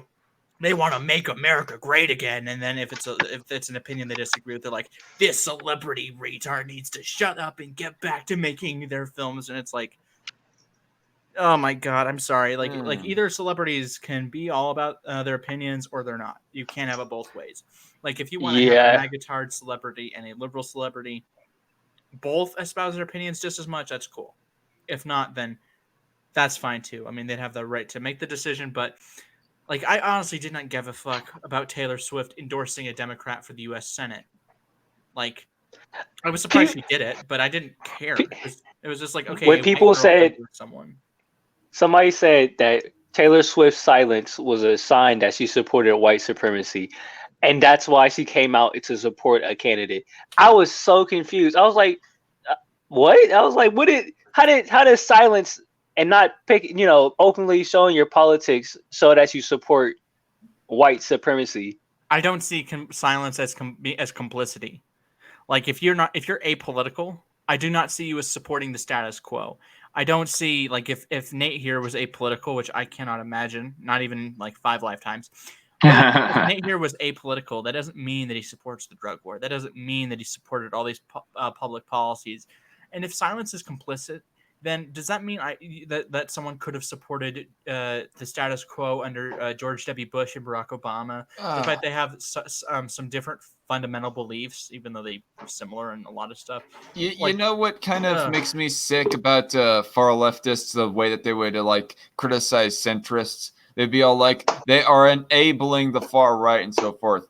And No, it's not that. It's the enabling the far right.com. Stop explaining like a white person and talk like you've been woke. I'm fucking sorry that I did not put on the own cunt Donald impersonation.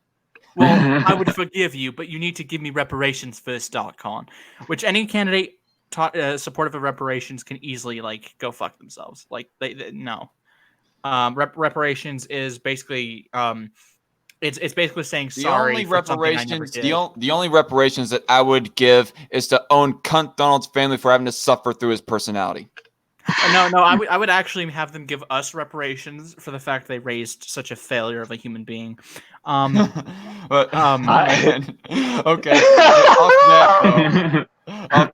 I hate to tell you, but it's true. Yeah, really. But Did you guys see my tweet where I said that? Remember, everyone, being libertarian is the most successful libertarian outlet, not Liberty Hangout. The Liberty Hangout responded, "Successful at what?" And then ANCAP DS said, "Being a libertarian." yeah, being libertarian, isn't that the one website that you have went to quite a few times when you had S-Man Live? S-Man? Oh yeah, I went there. I went to the. There was a I number think of I've read them a economic. few times too. Yeah, there was a number of economic But websites where I could agree with, like the Foundation of Economic Education, or places like that.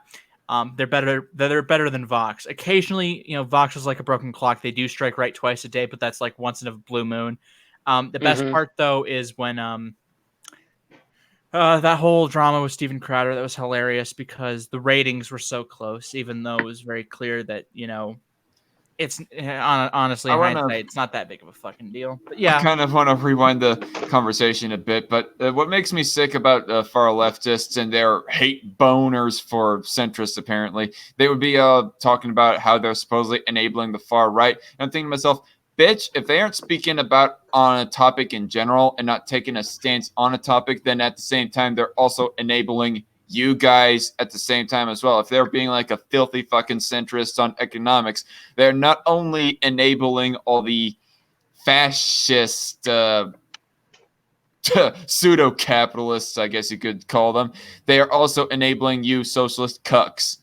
The thing I don't like about a lot of the actual far right people, when they're criticizing leftists, it's like you two hate free trade. Far leftists, and leftists in general will say, "Oh, we want fair trade," which fair trade is free trade. But okay, they both hate free trade. They both supportive of a large federal government. The far right has a bunch of nationalists, and those people are in favor of a large federal government based on what they believe. I've almost never met anyone that said they were in favor of a limited government. Like a minarchist nationalist. I'm pretty sure there are people like that. I've just not met them. But the thing that just drives me up the wall is you remember Melissa Carley? I'm sorry? You remember Melissa Carley, the one trans woman that we made a response video or a response stream to? One of her videos. She's a civic nationalist. She called herself a libertarian nationalist. Supposedly. That's an oxymoron. I thought she was critical of. I thought she was not a libertarian, but like critical of them because of free trade. She was bitching about NAFTA, which of course NAFTA is not the be all end all of free trade. I'm just gonna put that out there, but I would rather have NAFTA than Donald Trump's trade war. And by the way, his new trade agreement, USMCA, is NAFTA. I don't want to hear it. Don't even say it. I'm just going to hurt my soul. Please don't say it. That's what I was saying when DarkCon showed me that clip of somebody saying about slavery, and does that mean a company has the right to own slaves? I was like, DarkCon. If I hear that again, I'm going to literally tweet at a socialist that, hey, you can now decapitate me with the piano wire. As they one joked about hanging me with a piano wire, and I knew it was a joke, and I was part of me was like, by the way. Do it. Question for you guys to get that reference regarding the comparison of business rights to slavery. Have you two watched our collab response video to the certain person? Yes. I haven't gotten a chance yet. I will just tell you. It's kind of lengthy, but we try to be entertaining. Yeah. At least I do anyways, with no pulling punches. Between me and S-Man, it was like good cop, bad cop, seemingly. Yeah. S-Man was refraining from the name calling. I was all like, "You illiterate bitch" at one point. If this would have been an S-Man only response video, I probably would need to censor a lot of what I wanted to say. I would have said, "Listen here, you fucking pill popper." That is not an argument. That is not an argument. No one said that. I would have a clip of of Jonathan Frakes saying that's fiction. That's false. Didn't happen. Completely made up. I'm sorry. I used to be much more of a hothead. I probably would have been very vitriolic, but I was like, yeah, back way back in circa 2016, 2017.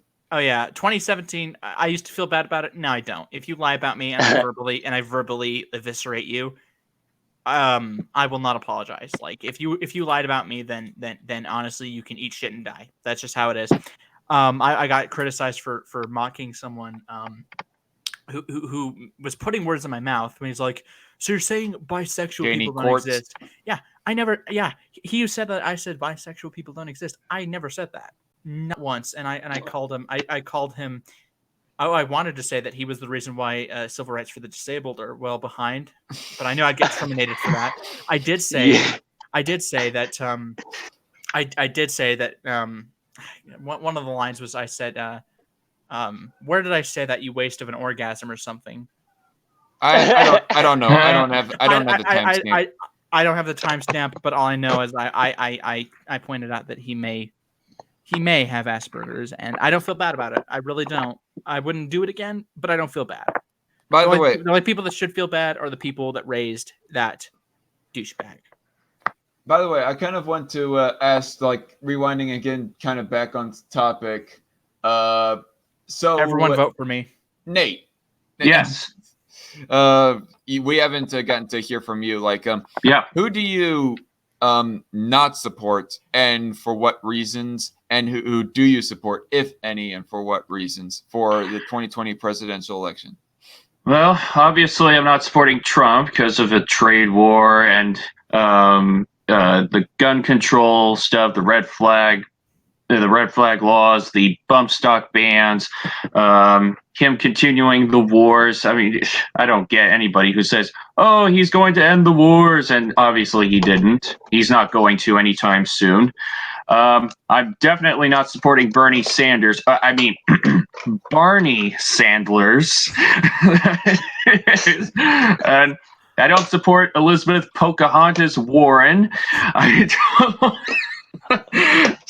She apologized to a bunch of Native Americans.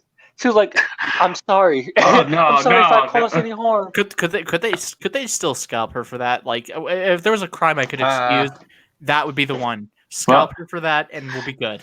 There is We need another. Pluto. Oh my gosh, Pluto! Please, Pluto. I definitely do not support this one candidate that has barely been talked about, and that is Marianne Williamson. A lot of her comments, basically, I would tell her to get fucked for. Did you, before I get into my problem with her on foreign policy, did you guys see where she had white people putting their hands on people who are black and apologizing to them like it was some sort of prayer? It was almost like watching a cult. I saw that. It was such insanity. I saw that, and I was like, if she would have instructed me to do that, I would have just left. I probably would have just said, I would have told her that I would be voting for Trump over her. Oh my gosh! I would never vote for Trump. But Jesus Christ, that is such stupidity. Like, her in her voice, she's like, "All right, everyone, put your hands on a person of color and apologize for shit you never did." I would have loved it if they would have caught it on camera, a black person, be like, "What the fuck? Get away from me!" And just punches him right in the fucking Corey. Corey. Yes, I am sir. so Yes, sorry sir. for you for suffering through tornadoes and for your house being burglarized. Thank you. Thank you. Thank you. Those Ohio tornadoes, they get you, and those burglars, they like to take things. It's So- been obvious here. So with that, pretty much nailed to the coffin. Here's my issue with her on foreign policy. So she's one of these candidates who say that they are anti-war and they support building a Department of Peace. And I'm saying you can't. That does not work because government is not going to end the wars because wars are carried out by government. So in order to, and I always say this, you cannot be for small or no government and have an interventionist foreign policy because in order to have that, you need to have big tyrannical government like the one that we have. And so with her, it's not setting up another department that's going to end the wars. It's getting rid of the stuff that is causing the wars to continue, like the military-industrial complex, the CIA, the NSA, the FBI, the Department of Homeland Security. The list continues. I mean, go ahead, S-Man. What were you going to say? I was going to say the most ironic thing ever is when we had a Department of War, it was always focused on defense. Now we have a Department of Defense, and they're focused on war. And we survived just fine without the Department of Homeland Security. And yes, 9/11 was terrible. I think everyone can agree on that. Oh, of course. If it would have killed 3,000 pedophiles, then I wouldn't have. But it killed 3,000 people who didn't deserve to die, excluding the terrorists, obviously. But if it had killed all the Jews, I would have been fine with it. No. Oh my gosh. Oh, I was about to say, joking. We got him. Joking. We got him. Yeah, yeah. They're gonna go. Yeah, I knew it. I knew it. He believed it. I knew it. I knew it. Ladies and gentlemen, we got him. So, all right, but the dark anti-Semite. Yeah. In my opinion, 9/11 would have been preventative. It would have been preventative if they were aware. If they were aware of what's going on, and they would have done something about it. But what I think would be awesome on foreign policy is get out of NATO. Yeah, especially like they don't pay 2% of GDP. They said they would pay. And I agreed with Trump. Let's leave NATO. If they're not going to pay their 2%, then they can get fucked. Like if Japan got obliterated, then anime would be gone, and that would be good. And we should definitely get out of the UN. Oh yeah, the UN has no teeth, and they say certain things are rights, and they're not. At least a little bit more of understanding of NATO because it's like a coalition of freeloading allies. Of allies, of allied up nations. But the UN, that's as far as I know, NATO does not try to implement any kind of policy or legislation that countries are forced to follow and whatnot. But the UN does seem to have that kind of function. It's like its own bigger European Union. And that's why exactly. International governments, everybody. And the thing that annoys me with the UN is that there's countries that have veto power over something. So even if we try to do something good, those countries have veto power, and honestly, that's not worth bothering with. That's why if I could name several things I would get rid of, like I could do on the first day, and then I would be over with my presidency if I only had that amount of time. Get rid of all the departments that are not mentioned in the Constitution. I would get rid of I would leave the UN, NATO. I would sign an executive order declaring Bernie Sanders an idiot, and then I would pardon Assange, and then I would resign. Yeah. Well, or if I could, I would at least put marijuana I would try to get it declassified from a level 1 substance or something.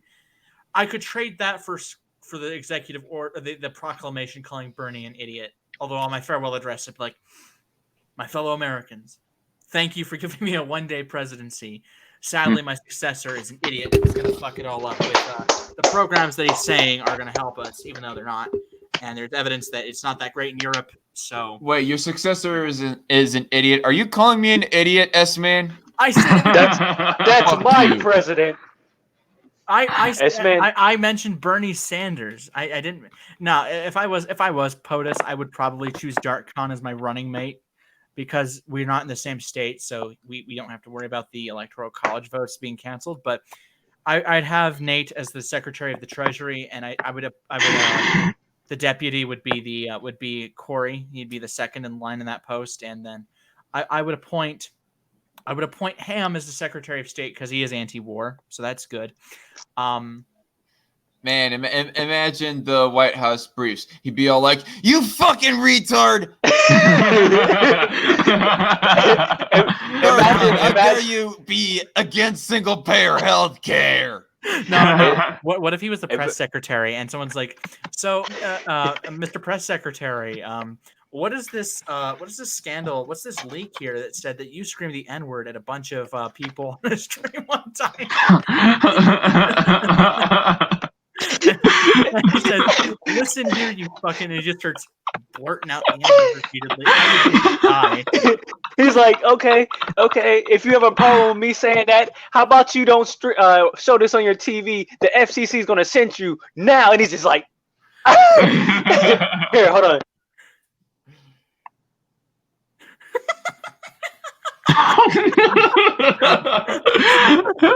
Oh my god. The best part though, the best part though would be of a Speaks administration is I would not appoint people to the departments of education, commerce, a lot of that. I would just We if don't I need could them. yeah, I would No, we don't need them. Yeah, No need for those. the only ones that are mentioned is in the Constitution is Secretary of State, Secretary of Defense, Attorney General, and I believe the Secretary of the Treasury. Other than that, no. Housing and Urban Development, that would be gone. And all the alphabet departments as well. All The of them. Department of Agriculture. Why do we need a Department of Agriculture? Why is that a thing? LBJ's presidency was easily an example of an enlargement of the federal government as well as FDR's as well. Eisenhower was he was a moderate. I don't even think he really. I think he only joined the GOP because the Democrats were scandalous at the time. So they, of course, he was not going to join them in that quest. And then he warned us about the military-industrial complex. He was a Chad and a patriot for doing so. Other than that, who's the president that showed his dick? LBJ. He's the Chad. Imagine that you're in a bathroom and you're just minding your own business. A reporter turns to you. He was like, "Get a load of this. This is a Johnson right here." Like he just cucked you. He didn't even have to fuck your wife. The best part was there was a hashtag by some libertarians where they're like, for Gary Johnson saying "Feel the Johnson." I'm like, oh fuck you! Don't even go there. No.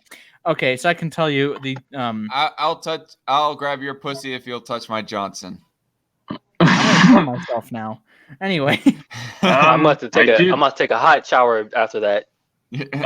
All I could say right now for this election, even though I like her on foreign policy for the most part, that is, I'm not supporting Tulsi Gabbard. I just want to set the record straight, even though I've given her credit on many things.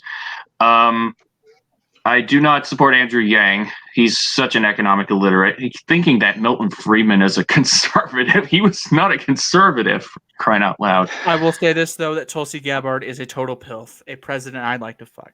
I was still that term in humane mind, but it's true. A pilf. Yeah. She's a total pilf. Before you join, Nate. I'm sorry, the lack of melanin kind of gets in my way on that.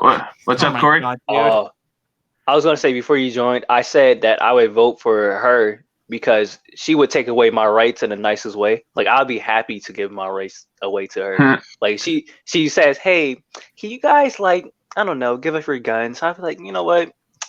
Now that you put it that way. Are you talking about Gabbard? Yeah, just for her. Okay. I remember there's a Twitter account called Tulsi Gabbard gave me a mommy complex and I wanted to puke. There were people like Googling over her, like they were like having the hots over her. I was like, oh Jesus. I mean, they're probably Googling her in more than one way. Yeah. Oh wait, people really want to bang her. Yeah. Also, there was a meme. There was this meme that was shared on Twitter, a Pornhub video saying Hawaiian babe destroys ebony dominatrix, and it shows Kamala Harris. Oh my gosh! Or what I would have called it is Stacey, Congresswoman, completely dominates Becky, prosecutor, politician, or something. I don't know, but honestly, I was laughing. You're trying to find of what the beta version of the Chad meme is. Yeah, like I mean, there was a meme of Virgin Hillary Chad Trump, and I would put it like Virgin Kamala Chad Gabbard or something. But the best part though was Gabbard was right. There was no defense for Kamala. She was like trying to defend her record. How do you defend that? How do you defend your record as district attorney for San Francisco? How do you defend your record as attorney general of California when you're like that? And honestly, I didn't give a shit about Joe Biden's stance on fucking busing. That issue is so irrelevant. It's like trying to talk about the Cold War, what your foreign policy you supported. That shit is over. Like, who cares? It's like if me and DarkCon didn't agree right now about pineapple pizza, and then we run a national ticket in 2040, which I would win, and he's like, so Mr. Governor Darkcon, why did you disagree with Governor Speaks over pineapple pizza, and it's like who, like the Peter Griffin meme of oh my god, who the hell cares? Part of me wanted Kamala Harris to be put on a bus and driven away from the debate because Gabbard Rector. What would be really funny though is if she resigned from the Senate, being like, hi guys, I'm gonna focus full time on my campaign, and then she loses the nomination, then she runs in the special election and loses. That would be funny. If Bernie Sanders lost to Donald Trump, I will probably mock Ham for the next probably 6 months. Because he's like, oh, Bernie will win so hard. It'll be just so great. He's gonna win the biggest landslide. No, he won't. If Bernie wins against Trump, that would be the biggest upset since Trump beat Hillary. Honestly, the one thing I don't like about the Trump supporters is they're saying it was a landslide. If we're going by percentage of the electoral vote won, like he won by 10 points, more than 10 points in the electoral college, if you could call that a landslide, sure. But think about it like this: 80,000 votes if it shifted from Trump to Hillary Clinton, or if the appropriate states like Pennsylvania, Michigan, states, and Wisconsin. Wisconsin, yes. If that had happened, he would have lost the White House, and then they would be saying, then Trump would be tweeting on election night. I unironically, like sometime in the YouTube comments section, I was commenting underneath some video about the election, and then some Trumpist dick sucker, he just I'm homophobic now, but anyway, he was just saying that it wasn't, you idiot, he won in a landslide or something like that. First off, Bill Clinton and Barack Obama had better electoral college margins than Donald Trump did. Those were landslides. Those were landslides. Like John McCain got less than 30% of the electoral college. Mitt Romney got less than 40%. The only presidents that had a worse electoral college showing was Jimmy Carter and George W. Bush. Before that, George Bush Sr. had the better EC showing, but he's dead now, and he was the better Bush anyway, at least to me. But the thing that is funny is, like, I don't care if you support the electoral college or not. I don't care. Is it because he threw up on Japan's prime minister? I remember that. I saw that. Honestly, I think it'd be funny as hell if Hillary Clinton was president and she accidentally puked on Vladimir Putin, and there's World War III. He puts her into like a suplex and then just kills her. Yeah. Yeah, but the thing I find, why would you do this? But the thing I find annoying is, like, look, he lost the popular vote by nearly 3 million. That's true. But the thing is, it didn't matter the near 3 million popular vote difference. What mattered was in those 3 states, if 80,000 votes went to Hillary Clinton, like from third parties or from Trump to her, she would be president, and then it would be the Hillary landslide. But seriously, like, I think if you want to call it a landslide, I think it should be both a popular vote and electoral college margin. Like I Ronald agree Reagan. with that. Ronald Reagan was the last true landslide. Bush Lyndon Johnson, Richard Nixon, even Bush Jr. I would say, or Senior, excuse me, was overall a landslide. Pretty.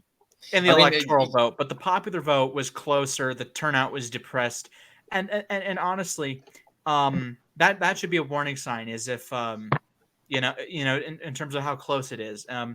But the thing I think would be important is to try and determine the path to 270. Like, at least if the election were held right now. Of course, as we get closer to election day. And I will vote. And if I can't find a candidate I like, I will literally write in probably someone from YouTube, like Dart Khan for president and Nate for vice president. Literally, just write that down. The Dart Conservatarian. I don't want to run for office. Well, too bad. All you get to do as vice president is break ties. So basically you just break ties, and every time you just vote it down. And I could go on vacation. Yes. By the way, I tried to run for governor of my state. I'd probably run for the legislature and just like filibuster the shit out of stuff, even though they have the ability to end that. But I would probably get recognized for. I would hope to be the Ron Paul. The Ron Paul of the Utah legislature. But yeah, I think or the Ted Cruz if you are going to be filibustering a lot. Yeah, except unlike him, unlike him, I will not just read a fucking kid's book. I would actually be on topic. That's one thing I didn't like about Ted Cruz. It's like really, I would rather read I'd rather read a scandalous book like what would have been funny is if he would have read 50 Shades of Grey in the fucking Middlebuster. I would laugh my ass off. That children's book put me to fucking sleep. But it would have been funnier, but I would rather have him stick to topic. Like, yeah, the Affordable Care Act isn't going to do what you want it to do. I just noticed that that's an ANCAP bandana that Corey is wearing.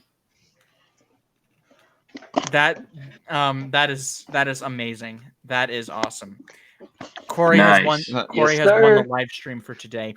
What would be funny though? What about me for my neck? Showing the most neck right now. Fuck. Let me get this out there. Oh my god, Dark Con reminded me of the Antifa guy with the fucking giraffe neck. Like when he drinks milk, by the time it gets to his stomach, it explodes. I remember that guy. He was on Tucker saying that it's okay to use violence against people that you disagree with. All right, He made a horrible case. I kind of want to like wrap up this stream here pretty soon ish. So I do have a question though that we can just like head to the closing with is obviously the presidency is not the only thing up on the ballot. How do you think Congress is going to go? I think the Democrats are going to hold the House but not win the Senate. That's just how I think it's going to go.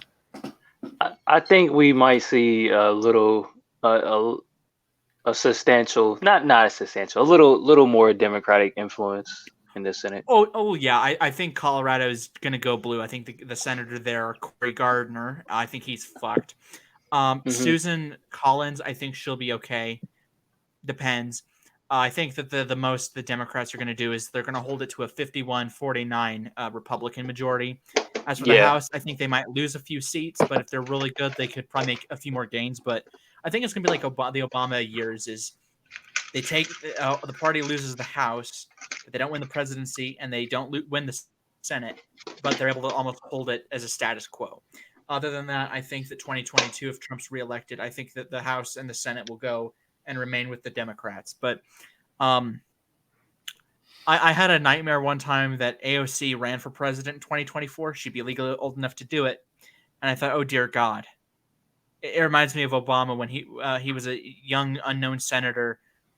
And, you know, he was the star, and then he became president. It's like, oh, fuck, if AOC became the star, I would sincerely hope for, like, as much gridlock in Washington.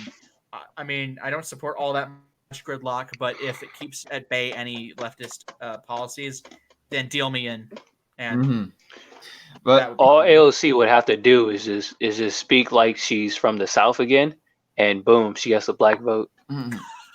the best part. I kind of wanted to like ask, what is everyone's predictions? Who do you think is most likely to win in 2020? I think if presidency goes. It depends on who the Democratic nominee. If it's Sanders, I think it's going to be Donald Trump. If it's Tulsi Gabbard, I don't think she will be the nominee. But if she is, I think it'd be a true fight.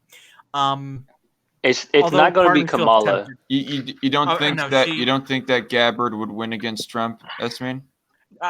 I think she could hold him to a near draw, or at least I think she could definitely weaken him in terms of his electoral and popular vote showings. I think she could win, but it's too. Of course, it's too early to say. Beto O'Rourke will not win. Kamala Harris will not win. Beto is trailing in Pennsylvania currently. He needs a taller table to stand on. Although, wait, he's running. He's running for president of the United States.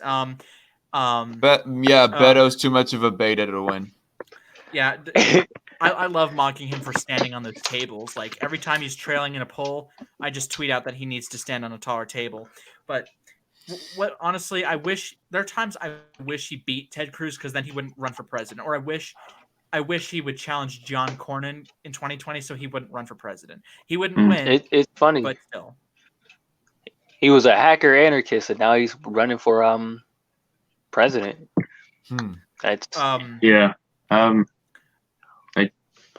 allegedly. Was he really an actual anarchist? I mean, I thought I heard something about him being a hacker, but was he really an anarchist?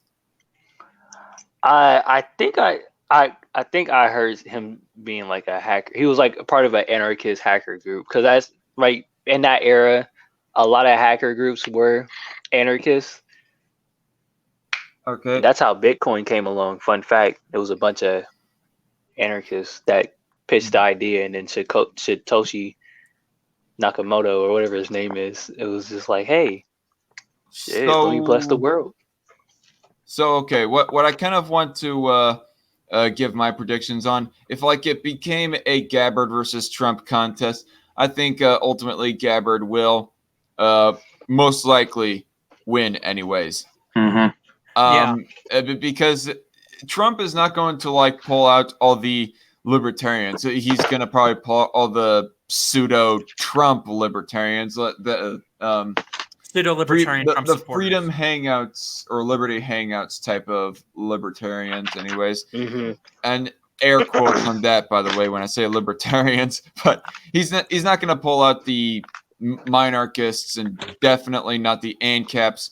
And some section of minarchists are probably going to even go for Gabbard, mostly because of her position on war and because she doesn't have as much of a blatant record when it comes to guns in comparison to Trump. I mean, as we research, she's for an assault weapons ban, but if that does not get shown to be as prevalent as much, then she could possibly have that going for her favor in comparison to Trump. There's one thing we didn't also mention, all the centrists and independents will go for Gabbard. All the blue dog Democrats, I don't know. I think they could go for Trump, but I don't know by how much. That would be too much, too early, and too close to call. Although there's one thing we did leave out, though, that's important, is if that Republican primary challenge, Bill Weld, it depends on how well he does. If he does really well, Trump's probably going to lose. Right, the base being so freaking split and whatnot. Although I would say that it is pretty split, nonetheless, ever since 2016, and it hasn't been truly united yet. Ever since then, I mean, but what was I gonna say? And also, not all the far leftists will be voting for Trump, but I think that obviously, but I think that a good portion of them would find Gabbard at least tolerable enough in comparison to the evil Nazi that is Trump. The evil Nazi capitalist. And all the Bernie bros, all the blue dog. Well, actually, the blue dog Democrats, that would be split between Trump and Tulsi Gabbard, because Trump, in some ways, it kind of resembles blue dog democratism, if that's even a term right there. That has a lot of schism in it. I'll just say that. But I would hope. But I will say that Gabbard is more likely to win. Warren, maybe, if she isn't going to fumble over herself that much. I doubt it. Sanders, she's not going to win. But I seriously am wondering what the final result will look like nonetheless. If Donald Trump's reelected, I've heard of this argument that Donald Trump would win maybe a bigger electoral college margin, but he'll lose the popular vote by around 5 million votes. And I can't imagine the amount of autistic screeching we're going to hear for the next 4 fucking years. 2 Madam Presidents in a row. Russia is still the election. Okay. I did want to give my predictions real quick, and I'll just be done. Okay. The chances are Trump's going to get reelected, though. If Tulsi were nominated, and there's no way, and I know the DNC is not going to let her anywhere near the nomination, she would definitely beat Trump. As for everybody else, I don't see it happening. Yeah. And I just want to say one last thing. I'm probably not going to be voting at all in this election, because I look at the libertarian candidates. They're not any better. They're just pandering, and they're just, saying, oh, we can abandon this principle and this and that. And, and then they mislead people about libertarianism, like Gary Johnson did and like Bill Weld is doing right now. So I'm kind of like, well, I don't see a Ron or Rand Paul running around this election, so forget it. What about John McAfee and Adam Kokesh? Adam Kokesh is out. John McAfee is a maybe. If I do vote, because this is the first election that I would be able to vote for ever. If I do vote, I'm 19. Congratulations. Thank you. My birthday was in April. Happy birthday. Very I late, will. though. Thank you. McAfee gets my vote just for the lows, and just so people can be like, "Whoa, why'd you vote for John McAfee?" And then I'll explain to them why I believe McAfee would be the best person to lead this country, and why we should all be able to make all the alcoholic beverages that he showcases on his Twitter. Exactly. You know what the slogan for McAfee would be? It should be John McAfee 2020. No whale fucks given. Yeah, as far as I'm concerned, John McAfee is pretty consistent for the most part for a minarchist. That is.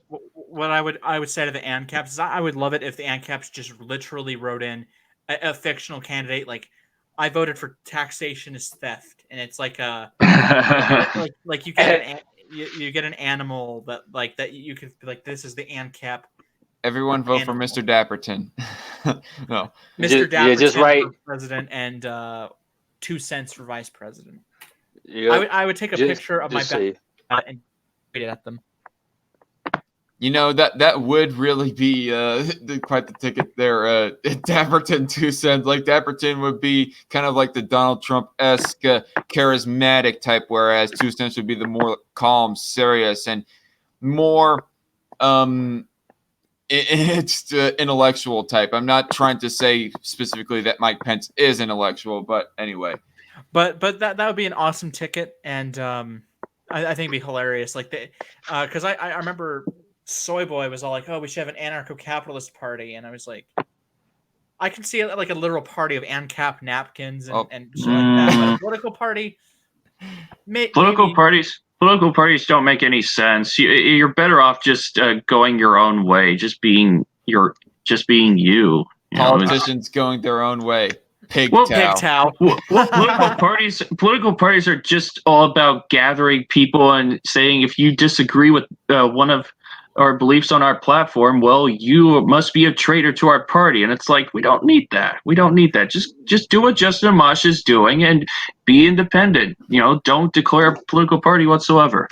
I do want to expound, by the way, that okay, all the people that I think would possibly win against Trump would be Andrew Yang, Tulsi Gabbard, but then too, I do not think are very likely to actually get the nomination. And honestly, I'm going to be the detractor in this stream and say Bernie Sanders, or at least he would give like one heck of a fight to Trump anyways. I think Bernie Sanders would probably, first off, if he's not the nominee, 2016 is going to repeat itself probably, but I think and Bernie everyone else, I think, does not really stand a chance against Trump. I think Bernie Sanders could make it a closer fight. I think he could make the Sun Belt competitive and maybe even the Rust Belt, and probably would flip a few states. Although, if he doesn't have a united party, then he's probably not going to do very well, because Hillary Clinton's Democratic Party was not united. And the thing is, if Bernie Sanders isn't the nominee, or if Tulsi isn't because she was critical of the DNC, then we're just going to see a deja vu of 2016 where Trump wins the EC and loses the popular vote, and they're going to bitch about it again. We're going to have to hear about that for the next 4 fucking years, even though. Abolish the Electoral College now.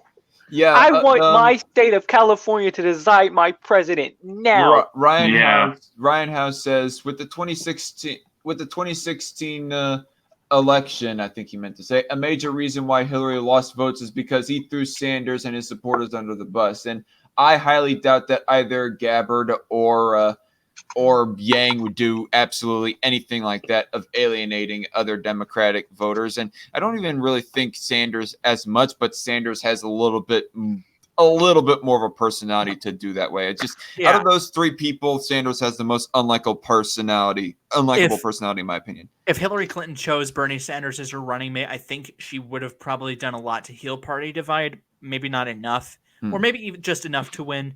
Although I'm confident that even if we had a direct popular vote, she wouldn't win 2020. If she's unpopular, I mean, I think the Republicans, it's going to be a matter of time before they do win the popular vote again. I think they still have it in them to do so.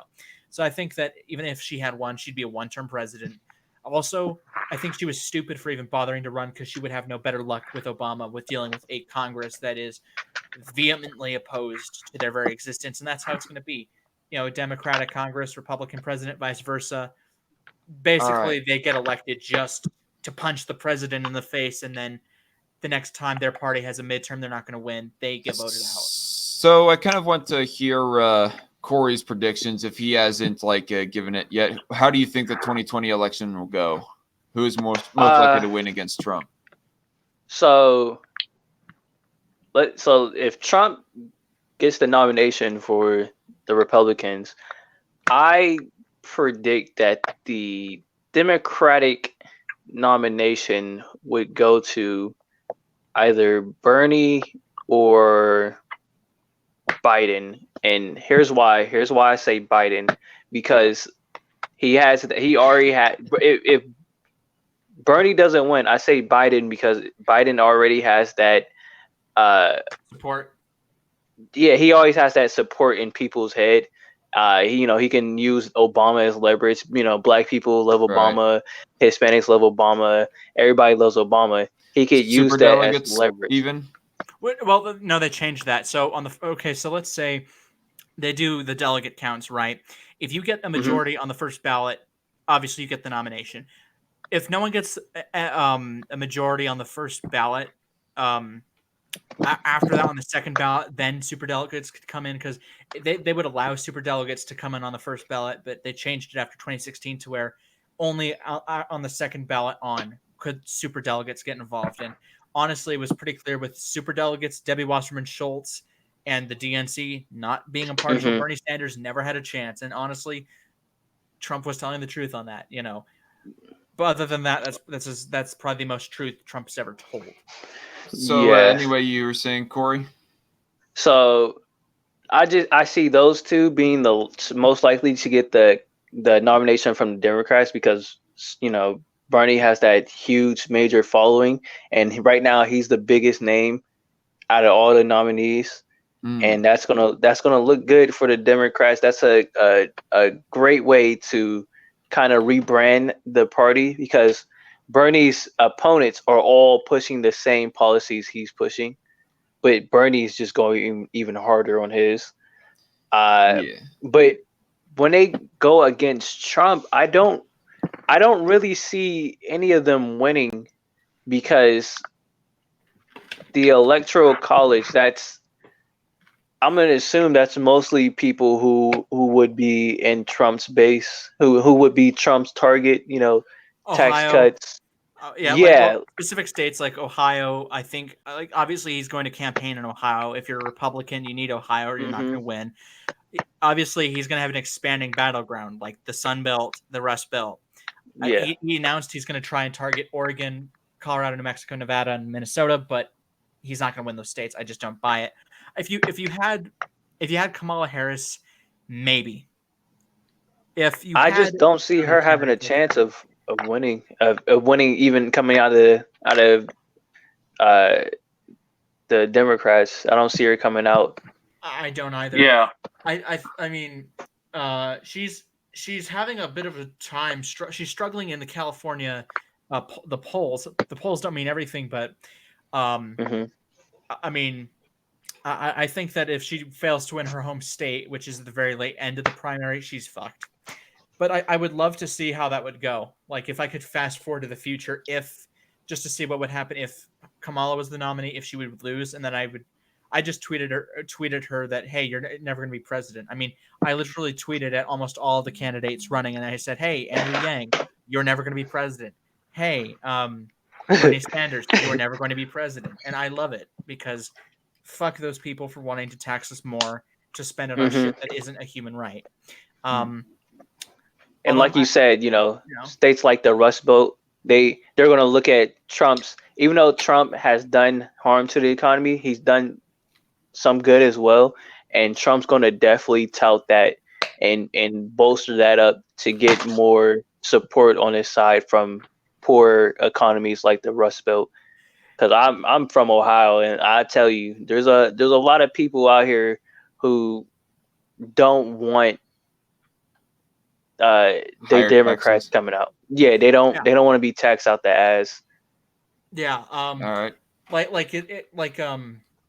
You know you're messing up badly as a Democrat if in a place as democratic as Minnesota, when Trump's doing pretty well there, you know you're losing badly. And Minnesota, which has been like pretty much the only loyal state within the last 10, 11 presidential elections Oh, to yeah. the Democrats, yeah, my along state. with District of Columbia. Oh yeah, as well as my home state and Dark Cons has been most loyal to the GOP. That's tied with a number of states, but I think that Same with And, mine. and Wyoming and Idaho and and the Dakotas. Yeah. except for Montana, they cucked out to Bill Clinton, but and Oklahoma as well. Other than that, everything else has been able to vote one way or the other. That was because spoiler S, man. That's spoiler Ross Perot. Ross Perot was so- a Chad and a patriot. So we're all from the Midwest, right? I'm in the West. He's in the Midwest. I don't know. I'm stuck here in California. Yeah. Oh, okay. So we're all on the West end. We're all in the West or West. Midwest. I'm actually on the east part of Kansas, so That puts him further in the Midwest. Oh. But yeah. But I would not oppose moving to the Midwest because I've had enough of Utah. Like if these people, these small government Republicans, federalist, we believe in states' rights and decentralizing government authority, but they want to ban cities from banning plastic bags. That's just a joke. I wouldn't come here to oppose- Wichita and everyone will convert you to become a pro-lifer. There are days I am considering maybe that is where I'll go. I'll just put that out there, and that's a tease to Dark Con, but I do not see it as impossible for me to go pro-life. But I know you're joking, but I know I said that, and I saw him put a thumbs up sign, and I was laughing my ass off because I can imagine being like, process is nearly complete. But seriously though, I think if Trump has a brain, obviously, he's going to keep up the mudslinging. Like he was taught by Roy Cohn. You know, when people hit you, you hit harder back than they could have ever hit you, and that's what he's going to do. And I think that the Democrats have learned that you don't take a single state for granted. I think that they're going to want to run a 50-state strategy, have the presidential nominee campaign in the swing states and the vice presidential candidate cover the rest, so you don't leave any stones unturned. Yeah, and I think it would be very important for whoever's going to win. Obviously, the money's going to go to Ohio, which that's going to be a bitch for the Democrats to flip because he won that by 8 points, but Iowa's going to be even tougher because he won that by 10 points. And usually swing states are very hard to win by large margins unless you nominate a very terrible candidate like Hillary, the ice bitch Clinton. So I want us to get to our final words on what we have to say about this topic, and then I'm going to end the broadcast. I'm probably going to have S-Man go last because he'll be the longest. That's what she said. I'm pretty much given my last words, so I'm good. All right, Corey, any further final words to say about the election? My last words would be: I would rather have Trump than a Democrat come into office. I do not want to.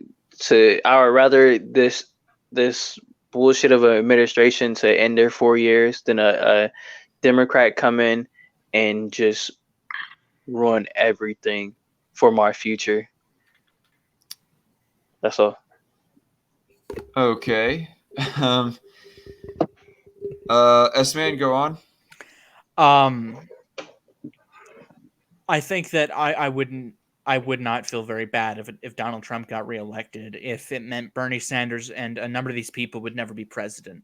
As much as I abhor the Donald Trump administration, as much as I would love to see him out of office, if all that means is we have another large government spender that's going to spend us more into debt, and that I'm going to have to pay for as I get older, and you all are already paying for, then there's no difference between a Donald Trump administration and the administrations of a Sanders, Harris, or any of that other disturbing shit. If I had the ability to determine the outcome, obviously we wouldn't be in this mess. But I would think that hopefully the Democrats take the control of Congress, so there will be enough gridlock to prevent further Trump damage, and he'll be able to block their damage, and it's almost like they balance out. So I'm just going to hope that he loses Congress in 2020. And while I would hope he would lose, or heck, I would hope that there's a tie, and that this is like Bush v. Gore, and we can all just be glad that we don't know who's going to fuck things up the worst for the next 36 days. And that is my time, Darky Khan. That is my time. Also, does he know about the Darky Khan thing reference? No, I don't think anyone knows about that. Cult of Ham Nick, because I nicknamed myself Dark Con Shorter for Dark Conservatarian. Cult of Ham calls me Darky Khan, like the slur of Darky. Combined. When I first heard that, I laughed my ass off. I saw you change your name to that, but I just thought it was like the Wheat version because you also changed it to like a little anime character. Your AVI. Yeah. So I just thought that was like the Wheat Dark Con. So I was just like, okay. The Dark Lesbotarian. Yeah, I didn't know Ham just comes up with racist slurred names. I want a racist slurred name from him now. Basically. But anyway, so what I have to say is I think that if